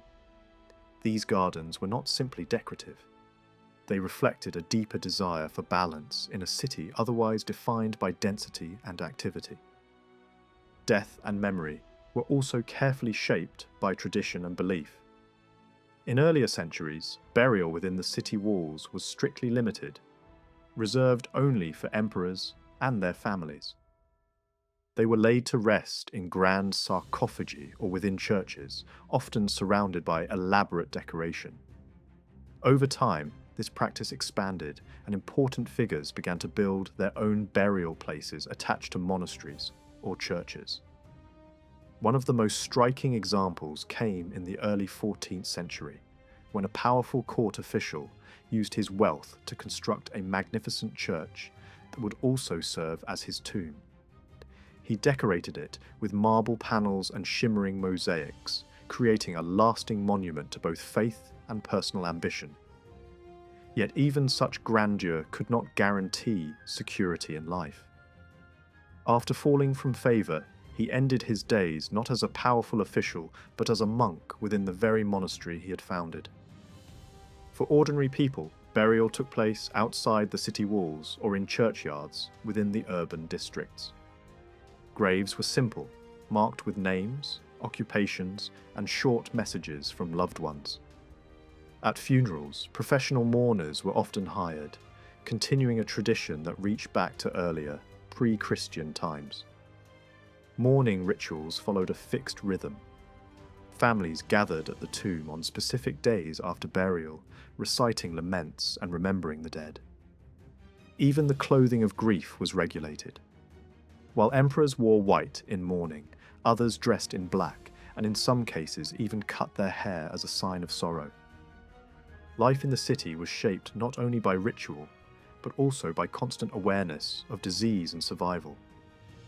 Illnesses such as plague and leprosy were common, and many others were recognized and treated with surprising sophistication. The Byzantine world maintained a structured medical system, with doctors, hospitals, orphanages, and charitable institutions spread across its cities. These were supervised by officials and, in some cases, directly connected to imperial authority. What stands out is that care was not limited to the physical body. There was also an understanding of psychological well-being. Urban planning itself reflected this awareness. Citizens were considered to have a right to light, to air, and even to pleasant views, whether of the sea or of important monuments. Beauty and environment were seen as part of health. Water, however, was the most critical element of all. Constantinople's survival depended on it, especially during sieges. Massive aqueduct systems carried water from distant sources into the city, but the Byzantines knew these could be cut off by enemies. To solve this, they created one of the most impressive engineering systems of the medieval world. Beneath the city, vast underground cisterns were built to store enormous quantities of water. Some were so large that they resembled underground cathedrals, with endless rows of columns supporting their ceilings. These hidden reservoirs ensured that the city could endure long periods of isolation, making them as important as its walls. Cleanliness and bathing were also central to Byzantine life. Public bathhouses were common, and even private homes sometimes included their own bathing facilities. The culture of bathing, inherited from the Roman world, remained strong. Though religious authorities occasionally tried to limit excessive bathing, it remained a daily habit for many. Public baths were often large and beautifully constructed, with heated water, steam rooms, and cold pools all within the same complex. They served not only as places of hygiene, but also as social spaces where people gathered, relaxed, and interacted. Entertainment in Byzantium did not rely on constant organized events, but when it appeared, it drew large crowds. Religious festivals and processions were among the most important occasions, filling the streets with music, color, and devotion. Pilgrimages to sacred sites were both spiritual journeys and social experiences, often bringing prosperity to towns along the routes. Alongside these, older traditions survived. Seasonal celebrations sometimes included masked processions, fires lit in the streets, and gatherings where people jumped over flames or celebrated the changing of the seasons. Despite the church's disapproval, such customs remained popular, blending older beliefs with newer religious practices. Unexpected spectacles also fascinated the population. exotic animals brought from distant lands, foreign travelers in unusual dress, and even public punishments could draw crowds. Life in the city was never dull, but beneath all this activity, the true centre of Byzantine society remained the family. Family life was shaped by religion and tradition. Birth, baptism, marriage, and death were the key moments that defined existence. A newborn child was carefully washed, wrapped, and protected, and baptism followed soon after, marked by ceremony, light, and song. Naming practices evolved over time, gradually moving from simple single names to more complex forms that included family identity. Marriage held deep significance. It was arranged carefully, often by families, and treated as a serious and binding commitment. Engagements themselves were considered almost sacred, and breaking one could lead to punishment. Wedding ceremonies were elaborate and symbolic. The bride, richly dressed and veiled, would meet her groom surrounded by music and celebration. Together, they walked through streets where crowds watched and showered them with flowers. Inside the church, crowns were held above their heads, marking their union not just as a personal bond, but as a sacred act. The celebration continued with feasting, music, and ritual, extending into the next day. Women held an important place within the household, even if their public role was limited. They managed family life, influenced decisions, and maintained strong authority within the home. At the same time, social rules required modesty and seclusion. When they went out, they were veiled and accompanied, and their interactions outside the family were carefully controlled. Yet within their own space, their influence could be profound. Clothing and appearance reflected both status and changing fashion. Byzantine society cared deeply about presentation. Fine fabrics, embroidery, and jewellery were widely admired, and styles shifted over time under the influence of different cultures. Both men and women followed trends, sometimes adopting Eastern or Western elements. Wealthy individuals displayed their status through richly decorated garments, while even simpler clothing was expected to be clean and well kept. Personal hygiene was taken seriously, and this attention to cleanliness set Byzantine society apart from many others of the time. Jewelry added another layer of refinement. Rings, earrings, necklaces, and brooches were crafted with great skill, often using gold, enamel, and precious stones. Designs were elegant rather than excessive, combining technical precision with artistic beauty. Eastern influences could be seen in many of these pieces, blending different traditions into a uniquely Byzantine style. Food and daily life also reveal a society that valued comfort and variety. Meals were structured and often included multiple courses, even in households that were not wealthy. Fish, meat, vegetables, fruits, and wine formed the basis of the diet, and regional specialties added diversity. Cooking techniques were developed, and sauces and flavors were carefully prepared. Even in times of religious fasting, the rhythm of eating remained important. Food was not just sustenance, it was part of social life, identity, and enjoyment. In Byzantium, even a simple meal was treated as something worth presenting with care and elegance. Dining was not rushed or careless. Tables were prepared with attention, often covered with clean cloths that could be richly embroidered, reflecting a sense of refinement that was still uncommon in much of medieval Europe. Before sitting down to eat, people removed their outdoor shoes, keeping the dining space clean and orderly. Among the elite, especially within the imperial court, an older tradition survived for centuries. Guests would recline on couches arranged around a table, a practice inherited from the ancient world, even though chairs were already in everyday use. Meals began with a blessing and often ended the same way, reinforcing the deep connection between daily life and religious ritual. Food was eaten both with the hands and with utensils. Knives and spoons were widely used, and forks were already known and familiar, long before they became common in the West. In fact, When a Byzantine princess married into the ruling elite of Venice, she brought forks with her, surprising and even unsettling the local population who had never seen such tools used at the table. Dining vessels came in many forms and materials, from simple pottery to finely crafted metalware. A vivid image from the 14th century shows a family gathered around a table, eating together in a setting that feels both intimate and lively. Dishes are laid out carefully, children move around carrying food, and even a household dog waits eagerly for scraps. Scenes like this reveal how deeply social and communal the act of eating was. Despite the richness of Byzantine daily life, surprisingly few everyday objects have survived. What remains today tends to be items of great value such as jewellery, silver tableware, and finely decorated ceramics. These were preserved not only because of their beauty, but also because of the worth of the materials used.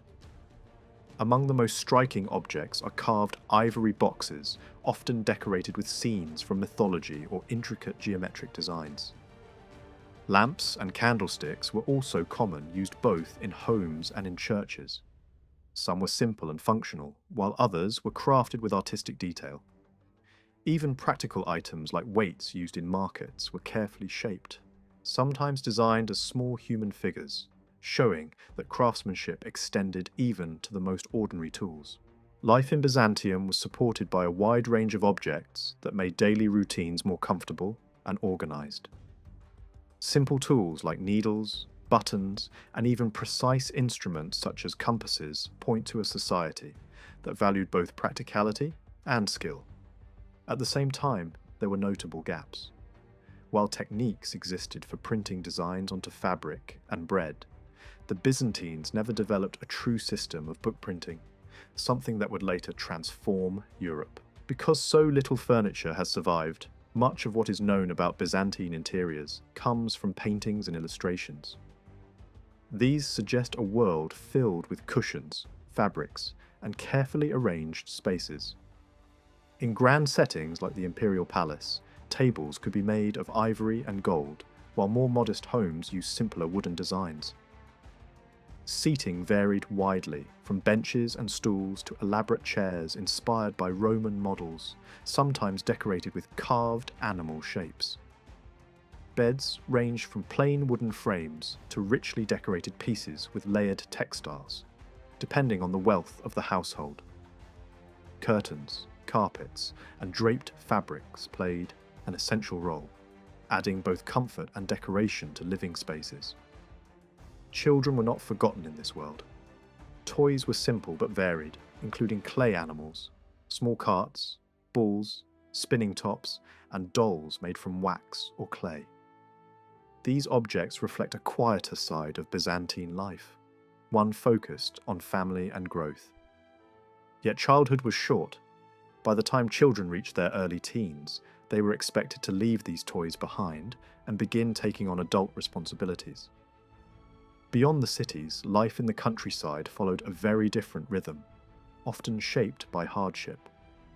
Early imperial policies favoured urban populations, placing heavy financial burdens on farmers. Taxes were imposed on agricultural communities, often requiring payment in gold rather than in goods, which made life even more difficult for those who depended on the land. Over time, this system weakened the rural population, even though the empire depended heavily on its farmers for food and resources. The strain of taxation created deep resentment. Many peasants struggled to survive, and in times of crisis, this frustration could erupt into rebellion. Between the 9th and 11th centuries, uprisings became frequent, sometimes fueled by religious conflict as well as economic pressure. One major revolt, led by a figure known as Thomas the Slav, spread across large regions and drew support from diverse groups, including displaced populations and religious dissidents. Similar unrest followed in other regions, showing how fragile rural stability could be. In the countryside, most people were not independent farmers, but labourers, tied to large estates. These estates, owned by powerful families, functioned almost like self-contained worlds. Landowners controlled not only the land but also the people who lived and worked on it.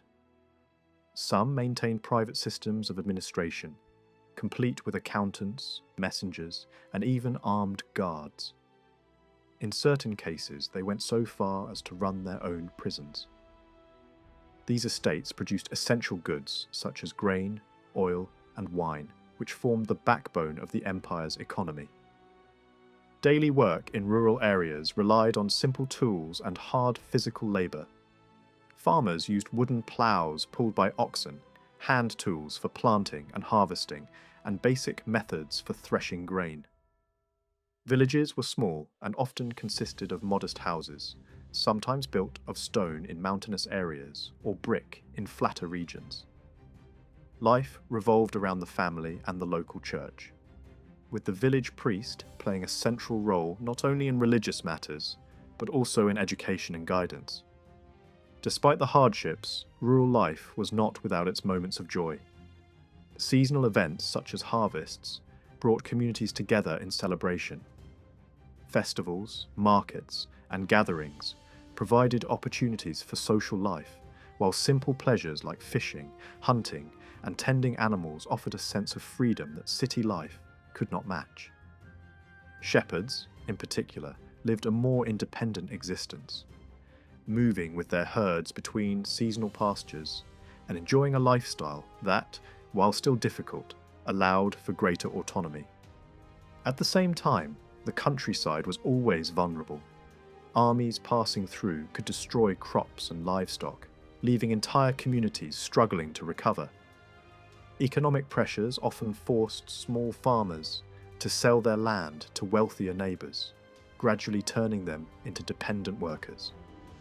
Over time, this led to the growth of large estates and the decline of independent rural life.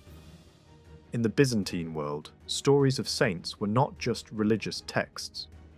They were part of everyday life.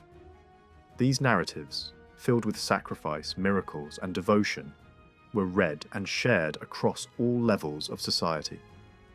One of the earliest known collections was put together in the 6th century by a monk named Cyril of Scythopolis. Soon after, another important work appeared, written by John Moschus. From that point on, these stories multiplied rapidly. Some were based on real lives, while others were shaped into dramatic and emotional tales, designed to inspire faith. Over time, the line between truth and imagination became less important. What mattered was the message, and these stories became as influential and widely accepted as sacred traditions themselves. Byzantine society also had a sharp sense of humour and a strong interest in politics, much like modern cultures. However, open expression was more limited, so people found creative ways to share their thoughts. Political writings circulated quietly, while witty sayings and short poems became extremely popular in elite circles. A clever phrase or a well-crafted line could bring admiration and social prestige. Writers gathered these verses into collections, often mixing them with word games and clever puzzles. At the same time, professional authors devoted much of their work to praising emperors, delivering speeches, or composing religious sermons.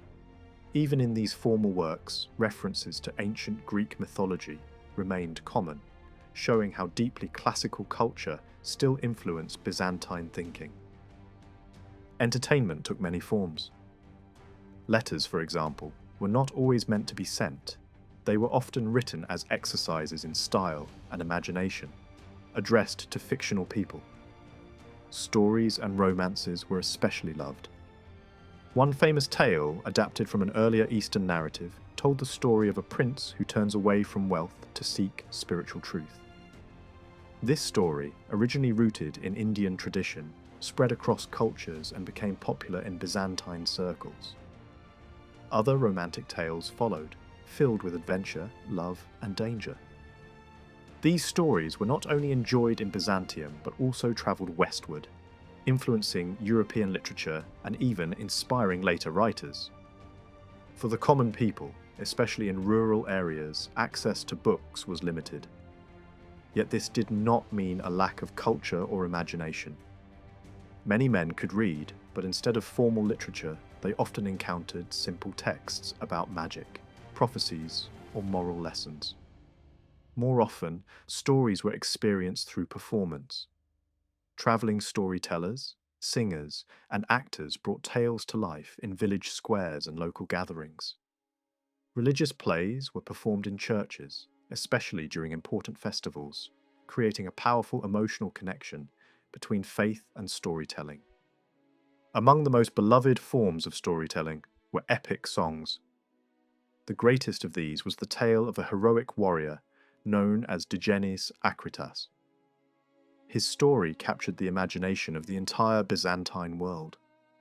Set along the empire's eastern frontiers, it tells of a hero born from two worlds, the son of a Byzantine noblewoman and a Muslim emir. This dual heritage symbolized the complex relationship between Byzantium and its enemies. The story follows his life from childhood to adulthood, describing his strength, courage, and adventures. He fights enemies, overcomes challenges, and wins the love of a noble woman after proving his worth through bravery and determination. What makes this epic especially fascinating is its tone. While it celebrates conflict, it also shows respect between opposing sides. Even enemies are portrayed with dignity, reflecting a reality where war did not always erase mutual admiration. This attitude can also be seen in historical events, where opposing leaders sometimes treated each other with honor. The story of Digenis blends elements of heroism, romance, and myth, creating a narrative filled with dramatic encounters, including battles with wild beasts and legendary creatures. In the end, the hero settles into a life of peace and luxury, only to meet a quiet and unexpected death, reminding listeners that even the greatest lives must come to an end. As time passed, many wealthy landowners left the countryside and moved to the capital, bringing their traditions with them. However, they often remained culturally separate, preferring the familiar stories and performances they had known before. They gathered in their own circles, enjoying the same tales, songs, and humour that had once entertained them in rural estates. The story of Digenis continued to be told, passed from one generation to the next, never losing its appeal. Beyond literature and storytelling, Byzantine culture expressed itself powerfully through art and architecture. Art was not simply decoration. It was a reflection of how people understood the world. In Byzantium, religious and everyday art developed side by side, each serving a different purpose but sharing the same sense of beauty and balance. Religious art avoided humour and focused on spiritual meaning, while secular art allowed for more freedom and playfulness. Scenes of daily life, animals, and even humorous moments appeared in palace decorations, revealing a lively and observant artistic tradition. Byzantine art is not dramatic in an obvious way. It does not overwhelm instantly, but reveals its strength slowly. Whether in massive buildings or tiny details, it carries a sense of calm power. Even the largest structures feel balanced rather than imposing. This quiet grandeur is one of its defining features. At the same time, the art avoids excessive emotion. Instead, it conveys feeling in a controlled and thoughtful manner, creating an atmosphere that feels both distant and deeply meaningful. One of the greatest achievements of Byzantine artists was their ability to take ideas from different cultures and transform them into something entirely new. They drew inspiration from Greek, Roman, and Eastern traditions, but the final result was uniquely their own.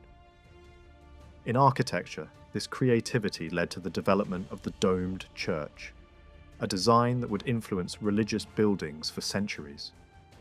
In painting, it produced the iconic style of religious images that would shape the visual identity of the Orthodox world.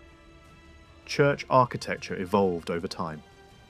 Early buildings followed Roman patterns with long rectangular halls and wooden roofs. But as ideas developed, architects sought new ways to express spiritual meaning through structure. The dome became central, symbolizing the heavens above. Creating a dome over a square building was a challenge, but Byzantine architects found solutions that changed architecture forever. By carefully shaping the transition between walls and roof, they created spaces that felt both stable and open, earthly and divine at the same time. The greatest example of this innovation is the church known today as Hagia Sophia. Built in the 6th century under Emperor Justinian I, it stands as one of the most remarkable buildings in history. Its vast interior, crowned by a massive dome, creates a sense of space that feels almost unreal. Light enters through windows at the base of the dome, making it appear as if it is floating above the structure. For centuries, visitors have been struck not only by its size, but by its harmony and balance. Rather than repeating this exact design, later, architects explored new forms. They created churches with multiple domes, forming complex and varied skylines. These designs spread across the Byzantine world and beyond, influencing architecture in places like Venice and throughout Eastern Europe. Over time, churches became smaller and more intimate, but they retained their rich decoration and symbolic meaning. Inside these buildings, decoration reached extraordinary levels of beauty. Walls were covered with mosaics made from tiny pieces of coloured glass and stone. Some pieces were backed with gold, creating surfaces that shimmered in the light and gave the impression of a heavenly world. Figures in these mosaics were not meant to look entirely realistic. Instead, they were designed to appear spiritual and timeless. Faces were elongated, eyes enlarged, and expressions calm yet intense, reflecting a world beyond ordinary human experience. These artistic choices were not random. Every detail carried meaning. The colours, the shapes, even the posture of the figures were carefully chosen to express a deeper reality. Byzantine artists were not trying to copy the visible world. They were trying to reveal something beyond it. At the same time, they remained open to influences from other cultures. Designs from Persia, Central Asia, and even distant regions found their way into Byzantine art, inspiring new patterns and decorative styles. This blend of influences gave Byzantine art a richness and variety that continues to fascinate today. Although sculpture never held the same place in Byzantium as architecture, mosaic, or painting, it was never absent from Byzantine life. In fact, several emperors admired it deeply and actively supported sculptors. Even in the 11th century, when new works were still being made for imperial patrons, observers could praise stone carvers in language worthy of the greatest artists of the ancient world. Yet, for all that admiration at court, Byzantine society as a whole seems to have remained cautious about sculpture, especially statues in the round. The reason was not a lack of talent. It was fear. In a Christian empire that constantly guarded itself against anything resembling pagan worship, large, freestanding statues could seem dangerous, too close to the idols of the old world. That suspicion never fully disappeared, and it helps explain why Byzantine sculpture developed along more restrained and selective lines. In the earlier centuries, the Byzantines had inherited the Roman habit of honouring rulers with portrait sculpture. Heads of emperors and empresses were carved with impressive technical skill, and some surviving examples show that early Byzantine artists were fully capable of producing strong likenesses. These works still carried the weight and realism of Roman portraiture. Their faces are firm, dignified, and individual, shaped by the traditions of imperial art that had once dominated the Mediterranean. The same attachment to classical form also appeared in carved sarcophagi. At first, these tombs continued the visual language of the ancient world, combining figures, ornamental scrolls, and mythological or symbolic scenes. But this taste gradually weakened. Over time, the Byzantines moved away from heavily figured stone tombs and began to prefer plainer sarcophagi marked only with a monogram or a restrained symbol of faith. This shift reveals something important about Byzantine taste. The empire did not reject sculpture because it lacked skill. It redirected sculptural talent into forms that felt safer, more decorative, and more closely aligned with Christian spirituality. One of the clearest examples can be seen in architectural carving. The capitals used in churches, especially in the earlier centuries, were often cut so deeply and delicately that they seemed almost like lace in stone. Leaves, abstract patterns, crosses, and geometric forms were undercut so that light and shadow played across the surface, giving even a heavy block of stone a sense of elegance and air.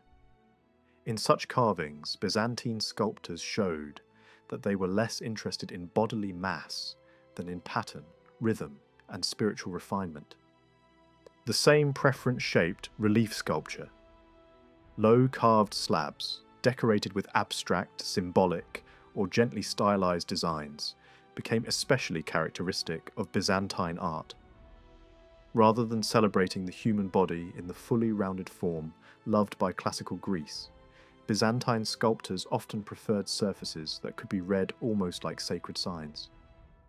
These works could be quietly powerful, and in many cases they show greater sophistication than their modest scale might suggest. It is here, and even more in ivory, that Byzantine sculpture found some of its most original and memorable expressions. Ivory carving became one of the great artistic achievements of Byzantium. These works were small, but many possess a monumental presence that makes them feel larger than they are. Ivory plaques were among the most important luxury objects produced in the Byzantine world, and they served many purposes. Some were used to commemorate public office, marriage, or coronation. Others became parts of pyxes, reliquaries, book covers, furniture, doors, or jewel boxes. Their subjects ranged widely.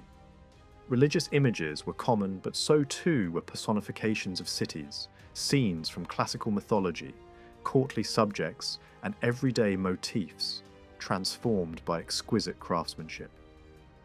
Even when the subject came from the ancient pagan world, the treatment often feels unmistakably Byzantine in its clarity, control, and delicate sense of order. One of the most fascinating things about Byzantine ivory is the range of influences it absorbed. Some plaques preserved the memory of Roman official art. Others echoed Hellenistic grace or drew upon Eastern decorative traditions. Yet the Byzantines fused these elements into a visual language of their own. Their carved boxes and panels were not simply ornaments. They were treasured possessions, often touched, opened, carried, and seen at close range. This intimacy gave ivory carving a special place in Byzantine life. It was luxury made personal. The same artistic spirit also appeared in metalwork. Early silver dishes produced in imperial workshops often reveal a sculptor's sense of form and composition. Many of them drew upon classical themes, showing that the Byzantine elite never entirely lost its delight in the imagery of antiquity. But after the age of iconoclasm, luxury metalwork developed in a more recognizably Byzantine direction. Gold, silver, and gilded copper objects became more ornate, more layered, and more closely tied to Christian devotion and court ceremony. Surfaces were enriched with repoussé work, filigree, precious stones, inlays, and enamels. These objects did not aim at the calm, balanced naturalism of the ancient world. They aimed at brilliance, sacred dignity, and the controlled splendor that Byzantium loved. Among these techniques, cloisonné enamel stands out as one of the most refined. It demanded extraordinary precision. Thin partitions of gold were attached to a metal base, and the tiny spaces between them were filled with colored paste, then fired until they glowed with translucent depth. The subjects were usually sacred: Christ, the Virgin, saints, or symbolic birds and plants. The scale was often tiny, yet the effect could be astonishingly rich. Byzantine artists had a remarkable gift for making small things feel grand. In objects like these, sculpture, painting, and jewellery came together into a single art. Textiles offer another example of how Byzantine design evolved. The earliest woven decorations often resembled those found in late antique Egypt, but by the 5th and 6th centuries they acquired a more distinct Byzantine character. Floral motifs, baskets of fruit, Christian symbols, and increasingly brilliant colour schemes became common. When silk production expanded, the possibilities widened even further. Early silks were cautious and experimental, often using only a small range of colours and modest designs. But before long, Byzantine weavers were producing far more ambitious works. Inspiration came from many directions, especially Persia and Egypt. Animals, birds, archers, heroic scenes and symbolic trees of life appeared in woven form, often enclosed within medallions or arranged in balanced confrontations. These textiles reveal how open Byzantine taste could be to outside influences without ever losing its own identity.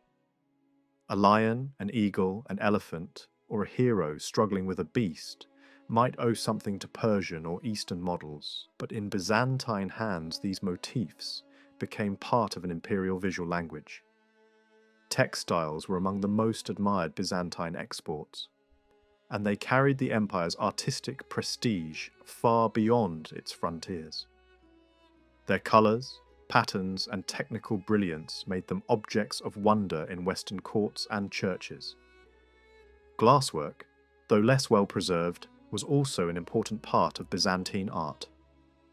Much of what survives comes from the earlier period, especially vessels decorated with gold leaf sealed between layers of glass. These works show that Byzantine glassmakers understood both delicacy and luxury. By the 6th century, workshops in Constantinople were likely producing lamps, vessels, and panes for major churches. Some lamps probably hung in great interiors like Hagia Sophia, where light was one of the essential elements of the building's effect. Glass in Byzantium was never only practical. It was a medium of atmosphere, radiance, and sacred beauty. This becomes even more striking when we remember that Byzantine glass makers also supplied the material for mosaics. They produced the coloured rods from which the tiny cubes were cut, including those backed with gold leaf that shimmered on church walls like fragments of paradise. Their work, therefore, fed directly into one of the greatest artistic traditions of the medieval world. Even if many individual glass vessels have vanished, the skill required to produce them is confirmed by the survival of Byzantine mosaics, and by literary references to coloured and elaborately shaped glass objects. There are even signs that Byzantium may have experimented with stained glass in ways once thought to belong only to the medieval West. If that evidence is confirmed, it would suggest that Byzantine artists were exploring pictorial glass windows earlier than has often been assumed. That possibility fits well with the broader pattern of Byzantine art. Again and again, the empire took inherited techniques, refined them, and turned them into something richer, more spiritual, and more technically controlled. What emerges from all these arts is a civilization that never abandoned beauty, even when it distrusted certain forms of representation. Sculpture, in the full ancient sense, may have become less central in Byzantium, but the sculptor's hand remained everywhere. In capitals, reliefs, ivory plaques, metal vessels, reliquaries, enamel, woven figures, carved boxes, and sacred furnishings. The Byzantine artist did not need the colossal marble statue to prove his mastery. He worked just as powerfully in stone lace, in ivory relief, in a jewelled gospel cover, or in a tiny enamel saint, no larger than a thumb. This is one of the most revealing things about Byzantine art. It was not an art of abandonment or excess. It was an art of transformation. It took the heritage of Greece, Rome, and the East, and it reshaped them into a visual language suited to a Christian empire that wanted splendor without chaos, richness without disorder, and beauty that pointed beyond the material world. Even when dealing with gold, silk, ivory, and precious stones, Byzantine art rarely feels merely luxurious. It feels disciplined. Every line, surface, and material seems to serve a larger purpose.